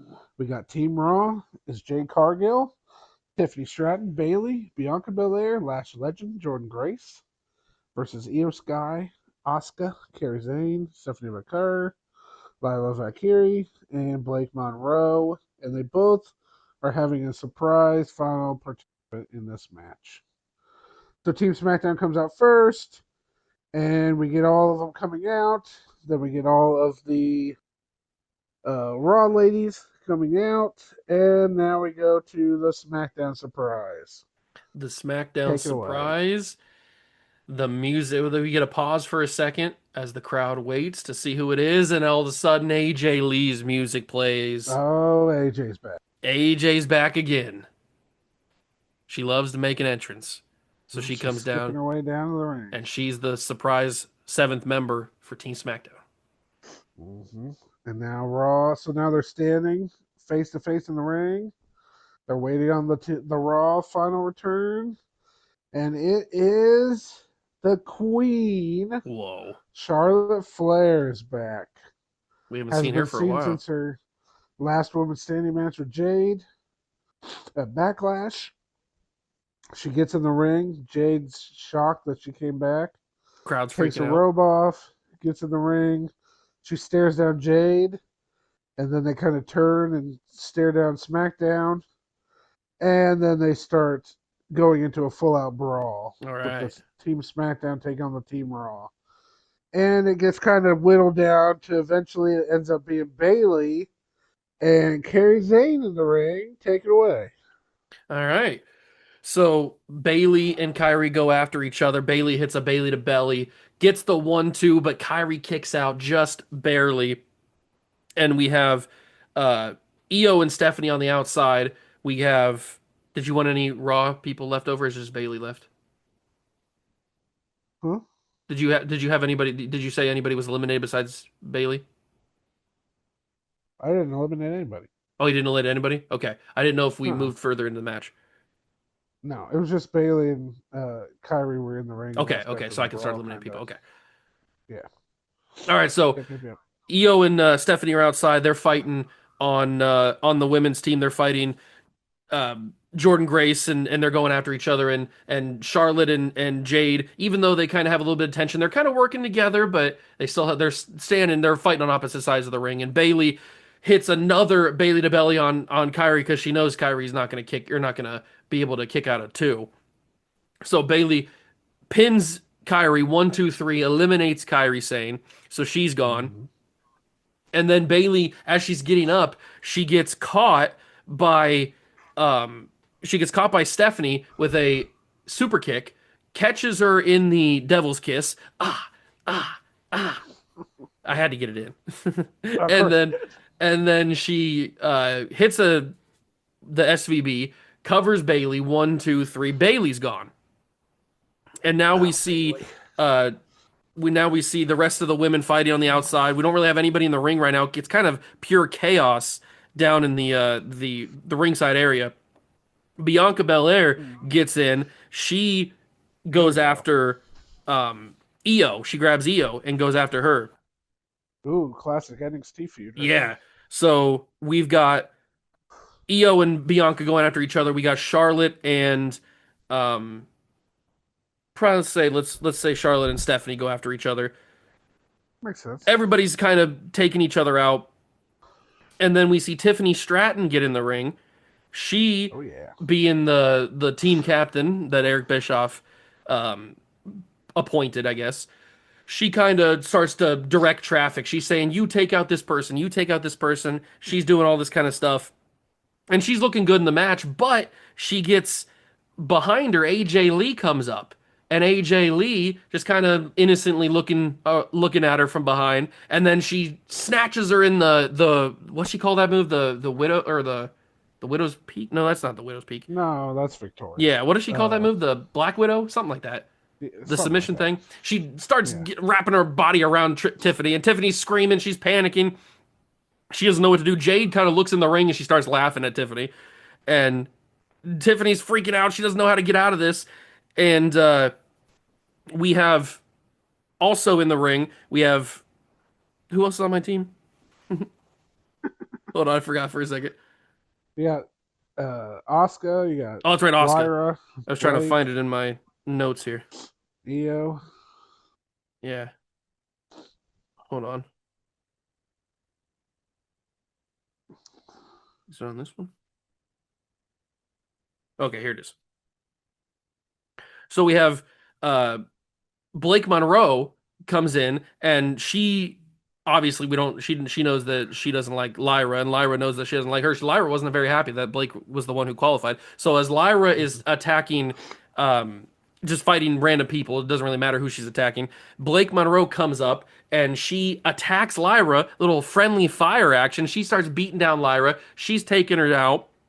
She tosses Lyra into the ring, and this is all happening while Tiffany's still in the Black Widow, by the way. Lyra gets thrown into the ring. She's done. She's out. Blake Monroe kind of just blows her a kiss and walks out. She's eliminated herself, basically. So, I mean, Lyra's just knocked out in the ring. And of course, somebody on Raw is going to take advantage of that. So Grace gets into the ring. She covers Lyra, and Lyra gets eliminated. So now we're down to Asuka, Stephanie, Io, and is that it for SmackDown? Because Lyra's gone. Blake's eliminated AJ. herself. AJ still, because AJ's got the Black Yeah, Widow and going on. Jade's not helping Tiffany. Yeah, Jay's not helping Tiffany. So Tiffany And finally, they, after a while, she taps out. Tiffany's done. She couldn't survive the Black Widow. Tiffany gets yeah, out of there. Jade didn't help her. Jade did not help So her. She laughs. And then so then we, we kind of we're kind of getting back to a tag match yeah, now. now it's starting to come back down to earth. We had the chaos So of previous. yeah, AJ's in the ring, Hmm. and now with Tiffany getting tapped out, the Queen makes her way into the ring Okay. to face off against AJ. Ooh. And they got some history. I mean, Charlotte was the last Divas champion. So Yeah, Charlotte retired the Divas title. AJ was probably the greatest Divas champion probably. ever. So they kind of stare down. AJ and Charlotte tie up. Charlotte throws her off, starts strutting, proving that she's better than AJ. Goes back and forth with AJ, then eventually hitting her, kicking her in the gut, hitting her with a shining wizard out of nowhere. Charlotte's down. Charlotte catches her with the suplex. AJ, she goes for another suplex, but AJ knees her in the head, and this time she rolls her up. Flair kicks out. AJ almost pins her. She comes back, but Charlotte hits a spear on AJ this time. Charlotte looks like she's going to get ready to go for the figure eight on AJ, but Jade tags herself in Ooh. off of Charlotte, and they start staring each other down. And Charlotte's ticked off that she tagged herself in. So Jade's standing there, and she's staring at Charlotte, and she's like, "What are you gonna do? What are you gonna do?" So Charlotte kind of looks at her, and Jade pushes her back. So then Charlotte pushes Jade right into AJ, who rolls Jade up real quick, catches her. 1, 2, 3. Jade couldn't kick Oh. out in time. Jade has been eliminated, but Jade can't believe it. She's incensed. She's ticked off. So she grabs AJ, hits her with the jaded, lays her out, rolls out of the ring, staring at Charlotte the entire time. Makes her way to the back. Bianca gets in the ring and ends up pinning AJ. 1, 2, 3. AJ's gone. So now it's down to Bianca, Lash, Jordan, and Charlotte versus Io, Asuka, and Stephanie Vaquer. All right. So you can take it from here. And then we get some good back and forth tagging going. Eventually, Jordan Grace gets eliminated by Asuka, but Mhm. Bianca eliminates Asuka. So now we're down to Io and Stephanie versus Charlotte, Bianca, and Lash. And Lash is putting on a great show this whole time. She's showing her expert power. I mean, she's one of the strongest women in this match, other than probably Bianca or maybe Jordan. But she's dominating. She's working Io to the bone. She's taking down Stephanie. I mean, both women are just worn out after having to fight Lash. But eventually, Lash, she gets too cocky. She's got the backing of the culture shock. She feels pretty confident, so she starts to do a little bit of Mhm. swag. She starts to celebrate. Starts to uh, work the crowd a little bit. But that shows her inexperience, because then Io catches her with a little kick, knocks her down. Stephanie hits the corkscrew moonsault, and Lash gets pinned. So Lash is Oh down, wow. and now we're down to Charlotte and Bianca versus Io and Stephanie. And Io and Stephanie, they're pretty beat up after Lash, so they are. I mean, they're tired, but they got the fighting spirit. So it's Charlotte in the ring versus Stephanie, and we got a classic little match, little 5 minute match between the two of them. And we're going back and forth. Charlotte's worn down, Stephanie's worn down. Charlotte gets caught in the second devil's kiss.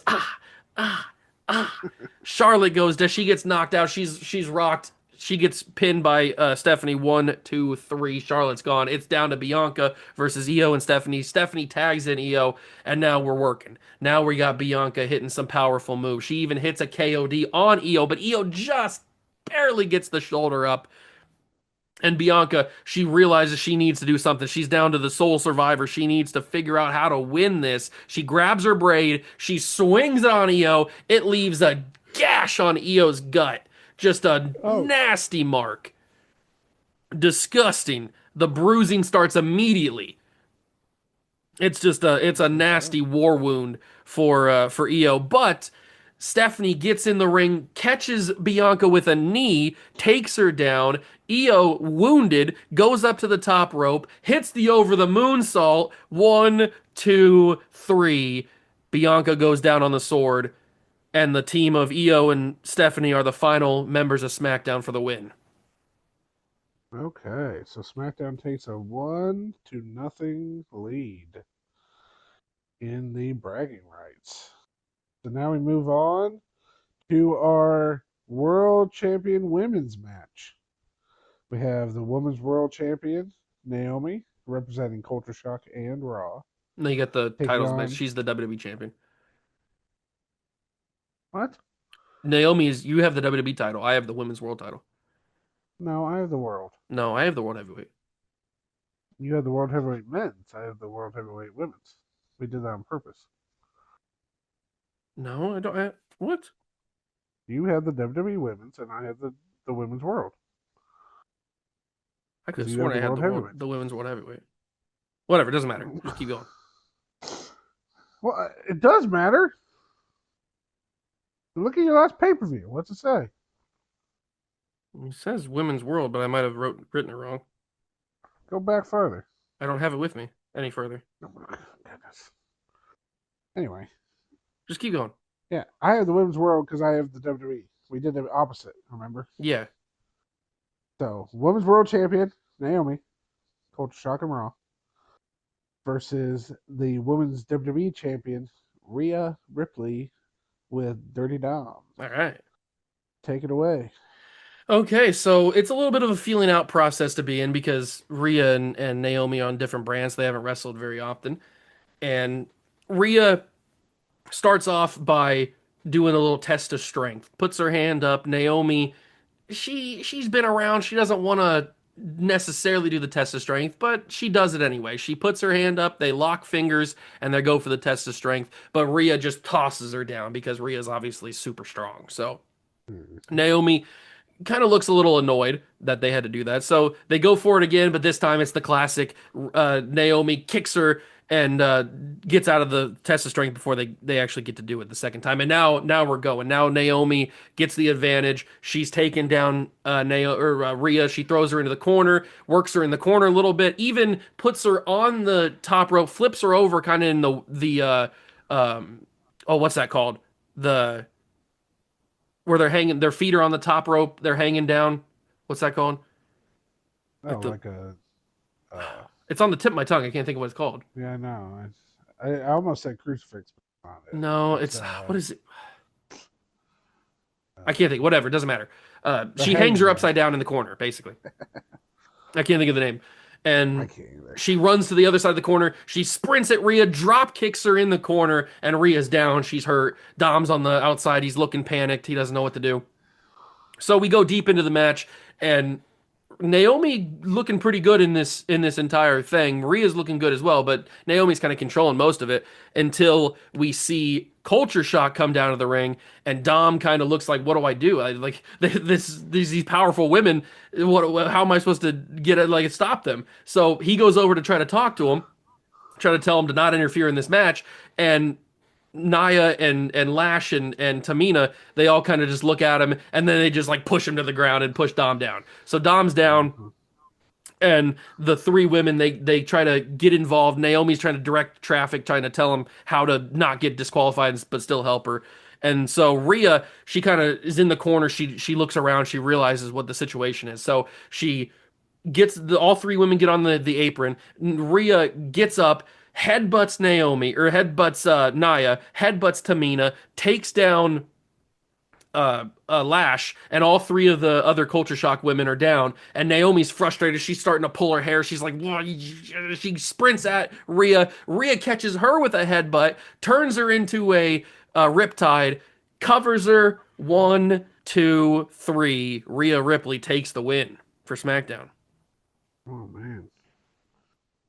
Okay, so SmackDown is now up 2-0. Looking pretty good. My brain is in trouble. Okay. So now we move on to the World Tag Titles. We have the World Tag Team Champs, The Vision, Braun Breaker and Bronson Reed, taking on the WWE Tag Team Champions, The Club representatives, the Good Brothers. Too And these sweet. are two heel tag teams. So they come out here, and we start out with the little bit smaller guys. We got Braun Breaker, not saying he's tiny, against Carl Anderson.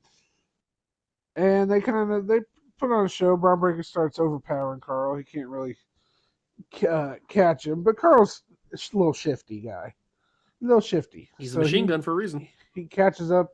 He gets thrown into the turnbuckle, but he ends up landing on it, like turning and catching him, standing on the second rope. Nice. Comes off with an elbow drop on the breaker, a standing elbow drop on the breaker, knocking him down. He picks him Like a up, tries bionic to hit elbow? him. Well, kind of like it was an elbow drop of Braun's standing. Oh, okay. So I he got you. knocks him to the ground. Yeah. So then he picks him up, hits him with the spinning neck breaker, kind of like that move Goldust always uses. Yeah, yeah. Hits him with that, tries to pin Braun. Braun kicks out. Eventually, Braun catches him with a suplex, throws it, and starts throwing him around the ring. Eventually, Carl makes his way over to tag in Gallows, but then Breaker tags in Bronson Reed, and we got some big old men All now in the right, there's ring. some meat in the ring now.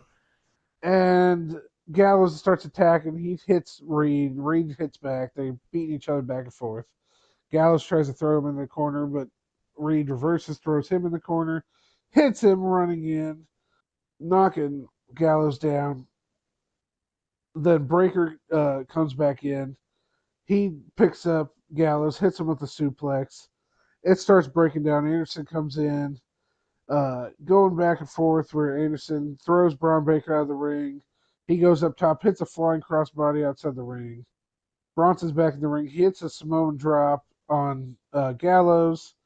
He climbs up to the top, hits the tsunami Ugh. on Gallows.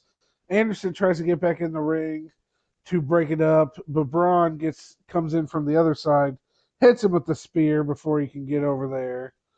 And we got the 1, 2, 3. The Vision No. pulls off the win, and Raw gets their first win of the night I was hoping for against the clean sweep. SmackDown. So now it is SmackDown 2 and Raw 1 as we move to the secondary title match. The Intercontinental Champion Logan Paul representing the Vision, taking on the U.S. Champion Ilya Dragunov. All Take it right. away. Ilya, he's been battle tested over the past few months as the U.S. champion with these open challenges. So having to face Logan Paul is no new thing because he's used to not knowing who his opponent is until the night of. So these two, I mean, Logan Paul, he likes to think of himself as an actual real wrestler, but Dragunov kind of teaches him a thing or two, kind of takes him to church a little bit. He's throwing some chops. He's putting a little extra stank on these chops. He's really working Logan Paul, but to give Logan some credit, he is doing some work on Dragunov. He's really using his speed to catch Dragunov off guard. He's taking some big time shots. He's got that metal plate in that fist, so he's using that to really bruise up Dragunov's body, bruise up his face. And Paul puts on a pretty good performance in this. He's hitting some big high flying moves. He even catches Dragunov with a buckshot lariat. Nice. Dragunov's able to kick out, but I mean, Logan Paul's putting on a decent performance. But he does realize as we get deeper into this match that he's not going to be able to beat Dragunov the traditional wrestling way. So he realizes he's going to need some help. So he waves to the back. He calls for the Vision to come help him. So Braun Breaker and Bronson Reed come down to the ringside area, and the referee kind of is distracted by this. He's distracted by the two guys there, and Paul Heyman's down there with him. Paul Heyman slides Logan Paul the brass knuckles, and so Paul puts him Very on. The good. referee's not watching. He goes to hit Dragunov with the brass knucks. He connects. Dragunov bounces off the fist of Paul, hits the ropes, but he uses that momentum to hit a Constantine special on Logan Paul. Paul's taken down. He catches him with an H-bomb for the 3 count, and Dragunov takes the win. Nice. So that gives us SmackDown with another win. SmackDown's looking strong. So Raw has 1. Bischoff is has cowering 3. right now. Bischoff is freaking out. So we go to the back, and speaking of Bischoff, he's back there with William Regal as they're watching the show together, and he is sweating profusely. He is freaking out, and Regal is just smirking away, and he goes, Eric, if my math's correct, if SmackDown wins one more match tonight, then I will have the first pick in the draft tomorrow. And Eric goes, don't remind me. And so Eric gets up and he leaves the arena, and the camera guy follows him. And we see him going into the Raw locker room. Oh, no. And he gets in there, and he sees Cena and Orton and AJ and all the team Raw standing around getting ready to go out for the match. And he goes, listen, guys, this is ridiculous. We've only won one match tonight. You have to take care of business. And John Cena goes up to him and he goes, Eric, we will take care of business tonight, but it's not going to be for you. It's going to be for Raw. Whoa. And he bumps past Eric. And Orton and AJ and Drew, all of them kind of look at Eric as they walk past him. And then The Miz comes up to Eric. He's the last one in the thing. And he kind of looks at Eric. He goes, Don't worry, Eric. We're going to win, and I'll win it for you. Nice. And he walks away, and Eric just kind of looks up at the sky and goes, why me? Why? So now we move on to the Raw vs. SmackDown, the 5th match of the night. It is a 7-on-7 elimination men's tag match. Well, here we go. We have Team Raw, John Cena, team captain, Randy Orton, AJ Styles, Drew McIntyre, Aleister Black, Sami Zayn, and The Miz taking on CM Punk of Team SmackDown, Jey Uso, Jimmy Uso, Oba Femi, LA Knight, Javon Evans, and Jacob Fatu. All the men make their way out to the ring. They are all standing there. They do the stare down. They're looking at each other. This is all just for pride, for bragging rights. So it ends up going, Cena kind of looks at everybody and goes, I'm starting this match. I'm going to start out good and give us the momentum early. And so then he turns around, and it was CM Punk who decided to start out the match for Team SmackDown. Getting spicy. And they kind of come face to face, and the crowd screaming. We're going to get a CM Punk John Cena showdown. This is just awesome. Then the Titantron starts blinking. What? And everyone starts looking at it, and they look at it, and there's music starts playing, and all of a sudden it starts saying some words, and it says "Save us." That's again. What it said. Yeah, that's what it said. Night of Champions. And then all of a sudden the lights go out, and then when the light and the "Save us" is still on the Titantron, and when the light comes back on, it's Cena's in the ring, and there's a masked man standing behind him. Not a masked man. And he's got a baseball bat. A baseball bat? And Cena turns around, and he gets connected baseball bat right to the face. Oh, man. And knocks Cena out cold. He's an old man. They got to brutalize him. And the masked man stands over Cena, and then the lights go out again, and he's gone. Oh, and nobody can believe it. I can't believe it. And CM Punk's having flashbacks of getting attacked, and he's standing there. And the lights go out. Cena's out cold in the ring. Punk's standing there like, what just happened? You got to take advantage, Punk. And all of a sudden, Jacob Fatu tags himself in, gets in the ring, and he just pins Cena. 1, 2, 3. Wow. John Cena, the team captain, has been eliminated. That's crazy. Before the match really even gets going. And Jacob gets up, and Punk looks at him like, what are you doing? And Jacob's like, hey, 1 down, 6 to go. All gas, no brakes. And Punk is not happy that Jacob just did that and take him out. And so he kind of pushes Jacob. Mm. And Jacob looks at him. He flips his hair back. He looks like He's doing his dance thing. Yeah, he's like looking at Punk like you didn't just do that to me. And then it looks like he's gonna about ready to attack Punk, and Punk goes, "Turn around." And Jacob turns around. Claymore right to the face of Jacob. Out cold. Drew McIntyre, 1, 2, 3. Drew McIntyre eliminates Jacob Fatu. It all evened up. So now Drew McIntyre gets up. He kind of smirks at Jacob Fatu as he rolls out of the ring. And he looks over, and the big man enters. Oba Oh, here Femi. we go. Take it away. All right. Well, Oba Femi, I mean, Drew, he stares at this massive, just behemoth in the ring. Yep. The He starts ruler. dancing. What? Oba starts dancing. Yeah, he does a little Oba walk as he gets in. And Oba, he gets that look in his eyes like he's ready to go. And now the match can really begin. We had the excitement of Cena getting eliminated and Jacob getting eliminated, but now the match is really going. So Oba and Drew go after each other, throwing each other around. Drew's not a small guy, but Oba is throwing around like he's a doll, like he's a little tiny little baby man. Mm-hmm. He's taking him down, but Drew's keeps getting back up, and Drew keeps hitting some big hits. He's getting Glasgow Kiss on him. He's doing all kinds of different things on Oba, but Oba just keeps coming back and keeps throwing haymaker after haymaker on Drew. Drew finally can't take it anymore. He has to tag somebody else in. He reaches. He's not even looking. He's just reaching back for somebody to reach his hand, and Sami Zayn tags himself in. And Sammy's like, "I got this. Don't worry, I got this." So Sammy comes in, and Oba's looking at him like, what are you gonna do? You're not gonna do anything. But Sammy, the ultimate underdog, he's coming in. He riles in these type of moments. He relishes these type of moments. He's going in and he starts going after Oba. He's throwing as many punches as he can. He's throwing fast. It looks like he's the Flash out there. He's throwing so many punches on Oba. And Oba's kind of like stirring back. He can't handle all these punches. He gets back to the ring. Sami Zayn runs to the ropes, clotheslines Oba out of the ring, and he stands, he lands on his feet.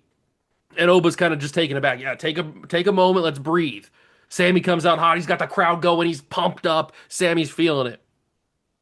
So Oba gets back onto the apron, gets back in the ring, but... Wait. Oh, okay. But then he's getting back in. He looks, and Jey Uso tags himself in. And Jey gets in the ring, and he's looking at Sammy, and Sammy's looking at him. They're kind of circling each other. Feeling a little oozy? And he walks up to Sammy, and he puts up his hand. He puts up a 1. He goes, "Hold on a second," and then he plays it back. Nice. And they start eating. And we're yeeting in the ring. Jey starts eating. Sammy goes over to the corner. He starts eating. Back and forth. They're both eating. Just Jimmy gets in the ring. He's eating. All of them are eating in the ring. They're doing the yeet, and then it turns out Sammy he's yeeting to one side, the Usos are yeeting to the other. Sammy turns around, double super kick to the face. Sammy's down. Jey tries to go for the pin, but Sammy kicks out. Jay's kind of laughing. Sammy gets up. He's holding his chin, but he's kind of got like I see what you did there. It's okay. So he goes over to the corner. Jay's there. And Sammy decides to tag in AJ Styles. Here we go. Game changer. Take it away. All right, so AJ comes in, and Jay's still in the ring. Jimmy's got back onto the apron, and now AJ and Jay is hard to say. AJ and Jay start having a nice little quick match where they're doing a little bit of technical wrestling. AJ's proven that he's much better than Jay, and Jay can't really keep up with him. AJ's bouncing off the ropes, reliving his younger days, taking down Jay, even catching him with a Pele kick. Jay's stunned, he's knocked down. He crawls to the side and he tags in Jimmy. Jimmy comes in now. And Jimmy starts hitting him with some of those open fist uppercut things that he does, that the Usos both do. Mm-hmm. And AJ's kind of getting backed up. They're going after each other. AJ's throwing some forearms. Jimmy's throwing some forearms. And Jimmy throws AJ into his own corner, So AJ's in the Raw corner. Randy Orton tags himself in. There we Randy go. comes in, little RKAJ action. Mm-hmm. Randy comes in, he looks at Jimmy, smiles at him, catches him with an RKO, rolls him up 1, 2, 3. Jimmy's out. Oh, Jimmy. The Viper strikes again. So Jay can't believe it. He's shocked that his brother just got eliminated. So Jay comes in him automatically. Randy's looking at him, shrugs his shoulders, hits Jay with the RKO and covers Jay, and Jay's eliminated. Randy's Oh, just stacking RKOs like crazy. But here comes Javon Evans into the ring. he Oh, goes up to the top. Goes up to the yeah. top to catch Orton off guard. Jumps off the top. OJ Orton Cutter? catches him at the RKO. Nice. But Javon was jumping so far that he got hit with the RKO, but rolled to the outside. So he's down. Orton turns around, and Obafemi gets back in the Uh-oh. ring. And Orton tries to go for the RKO on Obafemi, but Oba pushes him off and lays him out with a clothesline.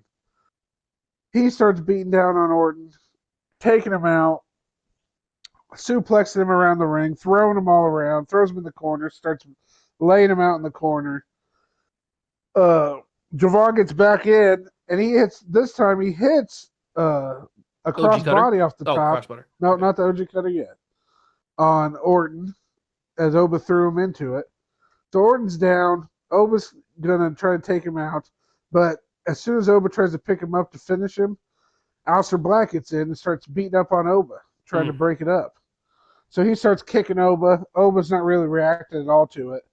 He grabs Aleister Black by the throat, throws him over the top rope. Nice. He turns around and gets hit with another. This time he gets hit with the RKO. Then Orton finally gets over there, tags in AJ. AJ hits the 450 splash on Oba. Then he goes back over and he tries to pin him. Oba kicks out on one. Wow. They can't believe it. So AJ can't believe it. He's trying to figure out what to do. So the Miz goes, don't worry, I got it. So AJ tags in the Miz. The Miz, he's amped. He's setting up the skull crushing finale. Oba's kind of getting up to a knee. He tries to grab it in. Oba's not even trying to fight it. Miz can't reach his arms around it. Oba's just kind of standing there. He stands up. Miz can't even reach his neck now. He's just like, okay. Oba picks him up. What's Oba's finisher again? Fall from grace. The fall from grace. Hits Miz with the fall from grace. Miz is gone. So Miz is out. Then, did we eliminate Sammy? Or did he? Sammy is still in. Sammy's still in. That's right. I couldn't remember if we eliminated him off the Uso thing or not. So Sammy gets back in. He tries to attack Oba, but Oba catches him this time. He hits the fall from grace on Sammy, and Sammy's gone too. So now it's down to Orton, AJ, Drew, and Aleister Black taking on Punk, Oba, LA Knight, and Javon Evans. So 4-on-4. So now Oba's standing there, and he's looking across the ring, and Drew gets back out there. Uh-oh. Take it away. All right, so Oba and Drew, they met earlier in the match. They're meeting again, but Oba tries to go for the fall from grace. He connects on the fall from grace, but Drew kind of rolls away. That veteran instinct. He kind of gets out, gets a little bit of a breather outside the ring, trying to recover after the fall from grace. And LA Knight tags himself in, and Oba's kind of staring at him like, "How dare you tag yourself in on me?" Mm-hmm. And so LA Knight comes in. He's talking trash to Oba. He's talking trash to everybody. He's LA Knight. And he goes outside to go get Drew. He grabs Drew, gets Drew back in the ring, but Drew doesn't slow down. He rolls through the throw in, gets up, claymores bounce off the ropes, hits the claymore on LA Knight, but LA Knight rolled out of the ring because he was still pretty close to the ropes. So now Drew's like, oh, now what am I gonna do? So he's laying on the ground trying to recover. LA Knight trying to wake himself back up, and he picks himself up. LA Knight gets in the ring, and now Oba tags himself in on LA Knight, and Oba and LA they're starting to have words now because LA didn't like having it done to him after he did it to somebody else. But as Oba and LA Knight are talking, Drew catches Oba with a claymore, catches technically both of them with a claymore because he hits both feet and catches them both with a claymore. So they're both stunned. Drew goes over, tags in You said Randy's still in, right? Yep. So he tags in Randy. Randy goes over, snatches an RKO on Oba. Oba's down. He goes over, tags in AJ. AJ hits a phenomenal 4 on Oba. Oba, he's rocked. And then another Claymore comes in from Drew, this time fully on Oba. And then AJ pins Oba Femi 1, 2, 3, and the ruler has been eliminated. There we go. Get the big man out. Let's get CM Punk back in the match. All right. So Punk comes in. Punk AJ. Ooh. Punk and AJ, veterans, legends of the business. Bring And on their Punk, Hall of Famers. they're talking a little bit of John back and forth. Punk's a little bit more fresh than AJ is. And then out of nowhere, as he always does, Randy Orton hits an RKO on Punk. And AJ, he's like, all right, let's do it. So he goes to cover Punk. Punk just kicks out at 2, barely gets that shoulder up after a sneaky RKO. And AJ, Nice. he's throws Punk into the corner, and now he's in no man's land. He's getting worked on by AJ. AJ tags in Orton. Orton comes in and starts beating him down in the corner. Orton tags in uh, Aleister Black, even reluctantly tags in Aleister Black, and Aleister Black comes in, and now Aleister Black, he doesn't want to tag anybody else in. So he separates Punk, and now he's working by himself. He's hitting his karate kicks. He's spinning around. He's doing all kinds of crazy things. But who's left for my team? I got Javon, right? LA Knight and Javon. Okay, so Javon tries to bounce off of the ropes, hits Aleister Black in the back, pushing him like kind of a dropkick type of thing, pushing Black into Punk's shoulders. Punk catches him into the GTS and pins Aleister Black, Nice. and Black goes down. But Punk and Javon are kind of celebrating. Black gets back up, hits the black mass on Punk, catches Javon with another black mass, and now they're both down and Aleister leaves. So you got LA kind of rocked on the apron from the Claymore. Javon's rolled out of the ring because he's done with the black mass, and now Punk's alone, and let's say Orton comes back in. Yeah, Orton comes back in and he starts stalking Punk. Punk's trying to climb his way back up. Orton's ready for it. He's looking for the RKO. He's waiting. He's pounding the mat. He's going to eliminate CM Punk here. He's getting ready to get up. Punk starts climbing up. All of a sudden, Javon Evans jumps back onto the apron. Punk sees him. He drops down. Javon Evans jumps off the ropes. Orton did not see that coming. Hits the OG cutter Nice. on Orton. Orton's out. Punk gets back up, catches Orton in the cover. 1, 2, 3. Oh, Randy Orton that's a big one. is eliminated with a little help from Javon Evans. Punk's trying to get back up. AJ gets in the ring. He goes up. He tries to lock in the Styles Clash. CM Punk, when AJ lifts him up, Punk rolls through, lands on his feet, picks AJ up, GTS, catches AJ with the GTS. 1, 2, 3. CM Punk just pinned AJ Styles. Wow.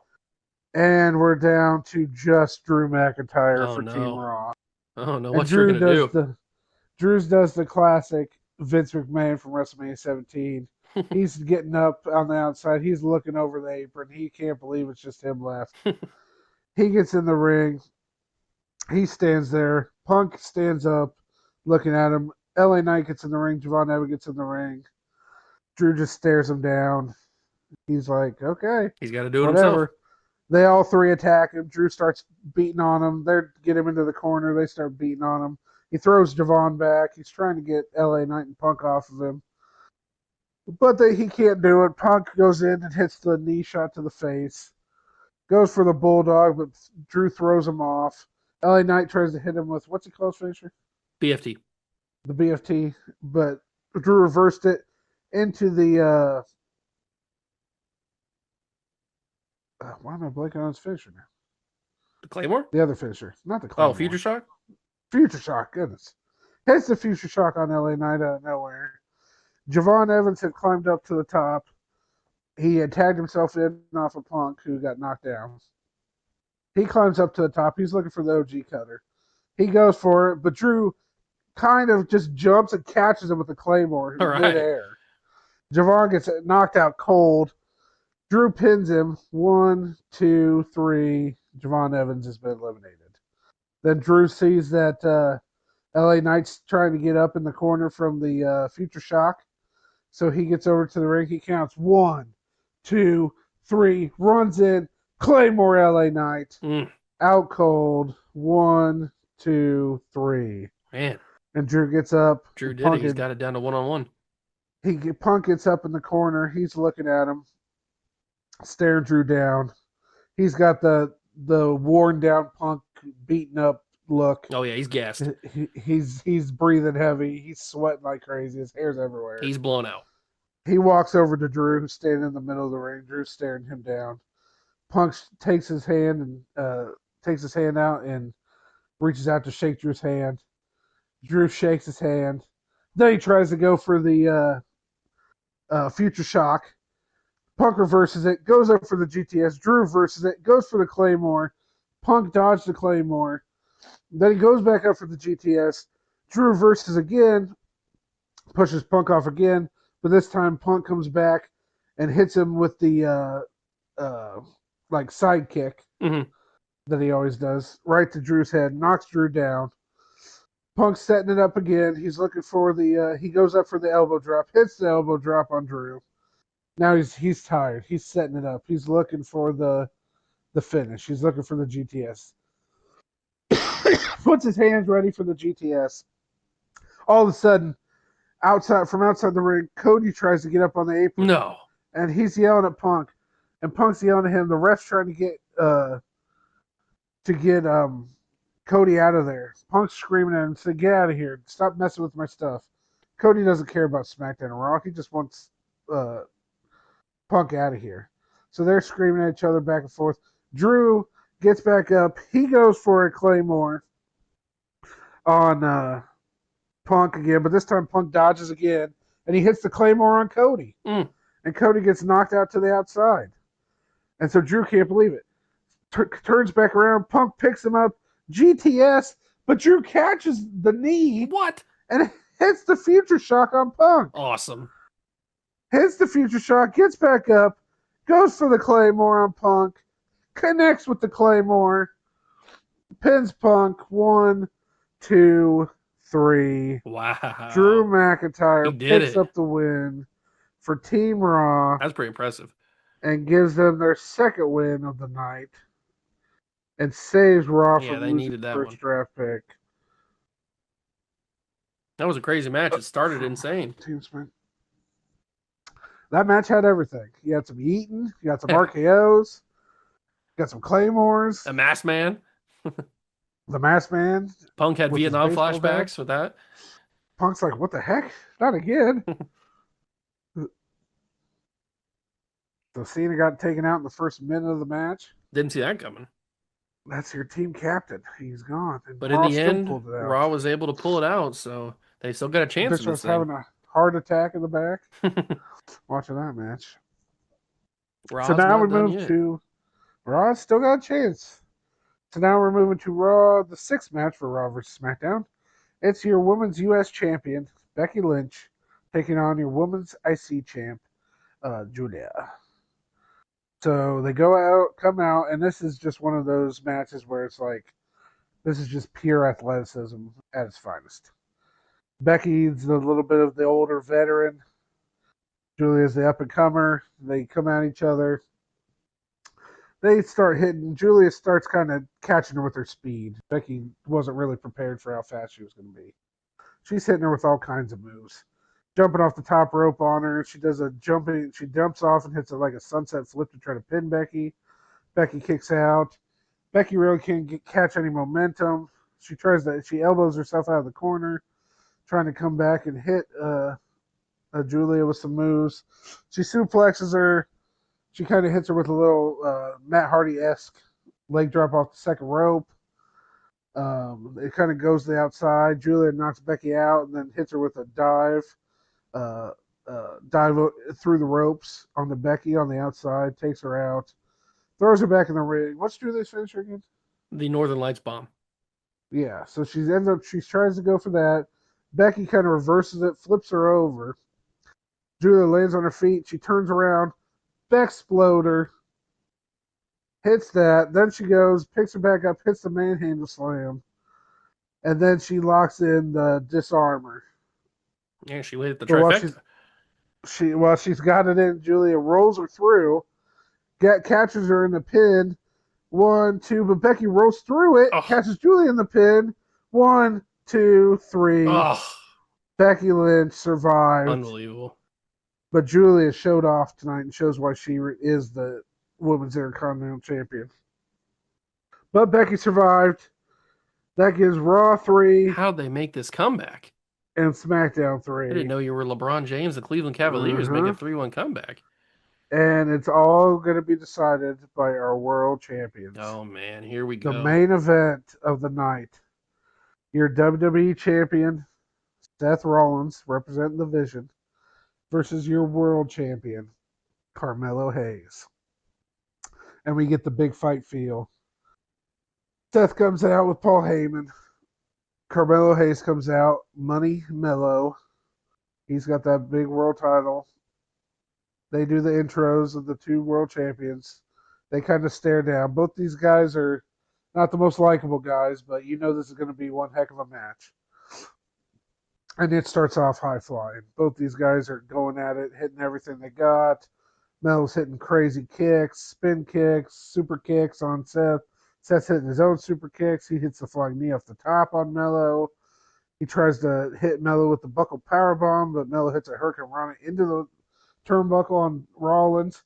Then he hits a kind of like the Daniel Bryan knee, Mm-hmm. but he hits it in the corner Oh, nice. on the Seth. And he rolls through. He hits Seth with a belly-to-belly suplex. Then he hits him with a standing moonsault, trying to pin him. Seth kicks out. Seth can't do his moves like he used to do, but he tries to pull out some of his old No, stuff. no, he's going to tear his knees apart. He goes up for the Falcon Arrow and misses, but he rolls through. He hits him with a running knee on Mello. He hits Mello. He does like the necktie where he's got both his arms wrapped around, Yeah. um, and hits him with that neck breaker. Tries to pin him there. He hits him with the Falcon Arrow. Carmelo kicks out. Carmelo then hits him with a super kick. He goes up for a splash, but Seth Rollins puts his knees up.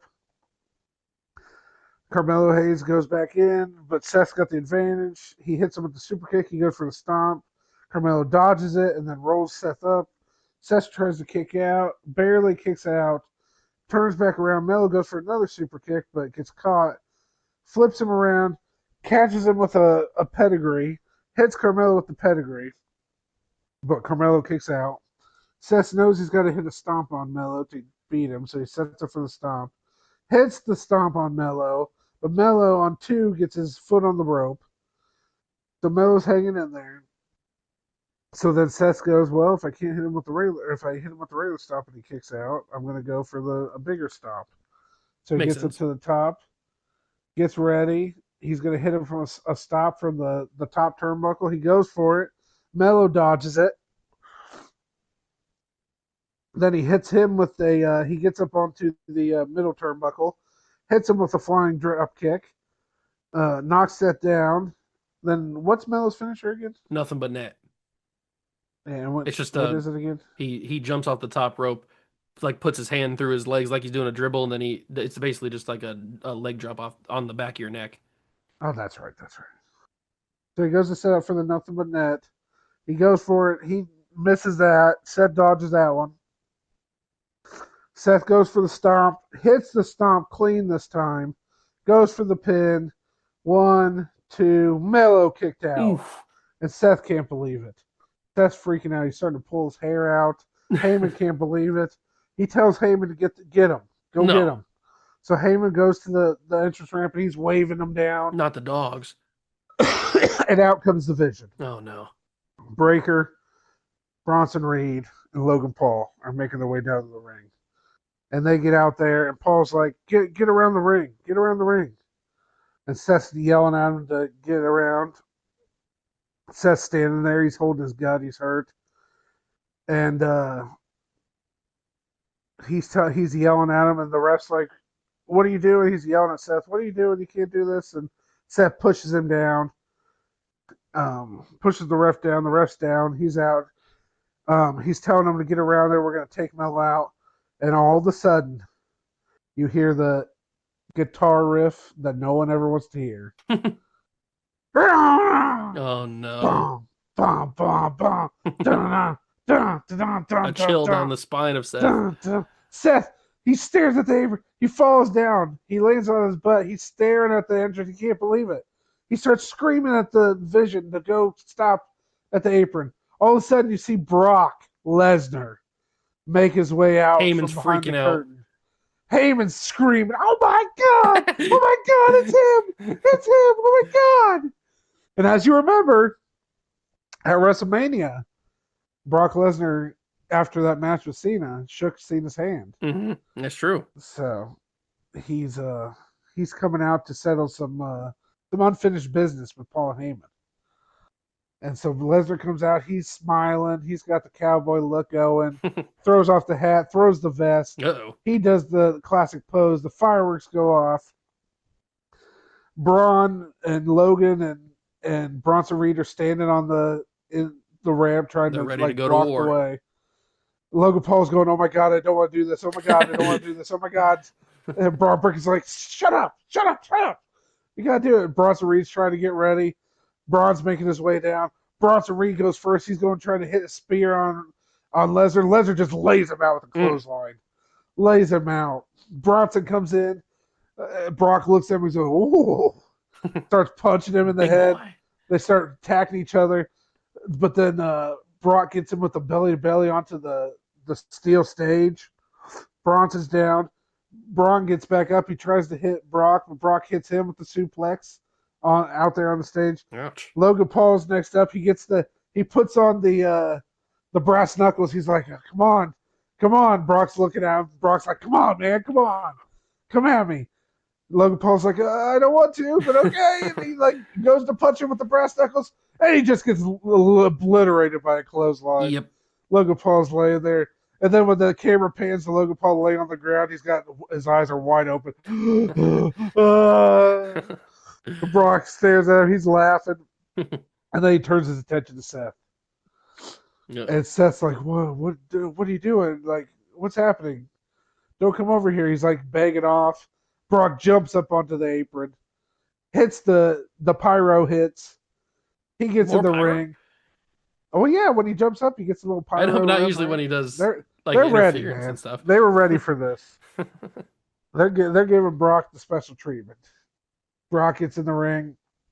Ref's down. Carmelo Hayes is in the corner. He's down. Seth's just sitting in the middle of the ring. He tries to stand up slowly. He's like, "Brock, it's okay. We don't need to do this." Brock's just kind of looking at him laughing. And Paul Heyman starts climbing up. He puts his knees on the apron. He's standing there on the second rope. He's like, "Brock, don't do it, Brock. Don't do it. Why are you doing this?" Brock just looks at him. He laughs. He goes, "This is for you, Paul." Picks up Seth, hits him with an F5. Seth's laid out cold, knocked out.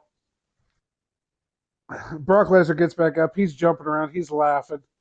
He looks at Paul. Paul gets back down. He said, "Oh my God, I can't believe it. What have you done? What have you done?" And Brock starts laughing at him, and he gets out of the ring, and he starts heading up, and he just walks by all the laid out Vision, laughing at him as he walks by. And Carmelo Hayes is starting to stir in the ring. He watched what happened. He gets up. He goes, "Well, whatever." He gets up onto the top rope. He hits a little bit of a frog splash on Seth. The ref starts stirring. He rolls over there. 1, 2, 3. All right. Carmelo Hayes picks up the win, and SmackDown has won the bragging rights. Let's go. For 2025. And then we go to the back, and we see Eric Bischoff sitting there, and he's sick to his stomach. William Regal standing up there screaming. He's happy. He's cheering. and he looks at Regal, and he puts his hand out, and he goes, "Better luck next time, buddy." And so Eric tries to go shake his hand, and then Regal pulls it back. Nice. He starts laughing at him, and And Eric's just sitting there like, oh my God, I can't believe this. And Regal makes his way out to the ring, and then Regal leads the SmackDown roster out. Carmelo Hayes is celebrating in the ring. Regal leads the SmackDown roster out. The SmackDown roster gets in the ring. They're all celebrating. Regal grabs the trophy from the where it was sitting all night over on the side by the announcers, takes it in the ring, holds up Carmelo Hayes' hand, holds up the trophy. CM Punk's there. He's holding up the trophy, He's and basically like we the man made of glass in SpongeBob. He's all taped up. yes, yeah, basically he's barely hanging on. And so we bragging rights ends with the SmackDown roster celebrating their big win, and then we'll move on to the draft where William Regal will have the first Oh overall man, pick. SmackDown's on the clock. SmackDown is on the clock. And that is how bragging rights ends. What a pay-per-view. Woo, buddy. Not super happy Raw lost, but Brock Lesnar had to make a big impact because that's what Brock Lesnar does. Yep. He's going after that WWE Championship and he's going after that vision. All right. SmackDown on top. SmackDown forever. Blue brand. Woo. Boo. All right. So the next episode of Just Book It is going to be all about the WWE draft. Each uh each show is going to have what we decide on 3 picks each. Is that what we decided on? So Raw and SmackDown are going to have uh, matches between each other Yes. on the next Raw and the next SmackDown, week 25. They will both be draft night 1 and draft night 2. We will have matches. We will have obviously we won't have there's going to be 12 overall draft picks. Okay. And we're going to have 11 matches to decide those 12 draft picks. The first draft pick obviously was determined tonight with bragging rights with SmackDown winning. So to start the Monday Night Raw, SmackDown will get the first pick in the draft, and then there will be another 11 matches on the Raw and the SmackDown of that week that will decide the other 11 picks. And we already know And the SmackDown representative for the first match, which is Oba. and we know that Oba is going to be out there to be the first representative for SmackDown. So yeah, so there's going to be 12 overall picks, and whatever happens with Raw, whoever wins each match, that's who will get the pick. So the landscape of our WWE Just Book It is going to change tremendously. At least 12 superstars will be moving brands. That's pretty crazy. So it could be anybody, it could be any man, it could be any woman, it could be any wrestler on the roster. So the whole landscape of our Just Book It is about to change. Man. And you don't want to miss it. Make sure you're following Brothers Wrestling on all the social medias that we're on: Facebook, YouTube, right here on Spotify, so you don't miss the WWE Draft episode special where we basically rewrite the rosters that we have right now with all the different changes that could happen with all the different players moving around. But that's going to do it for this episode. Hope you all enjoyed, and we will see you in the next Just Book It. Peace.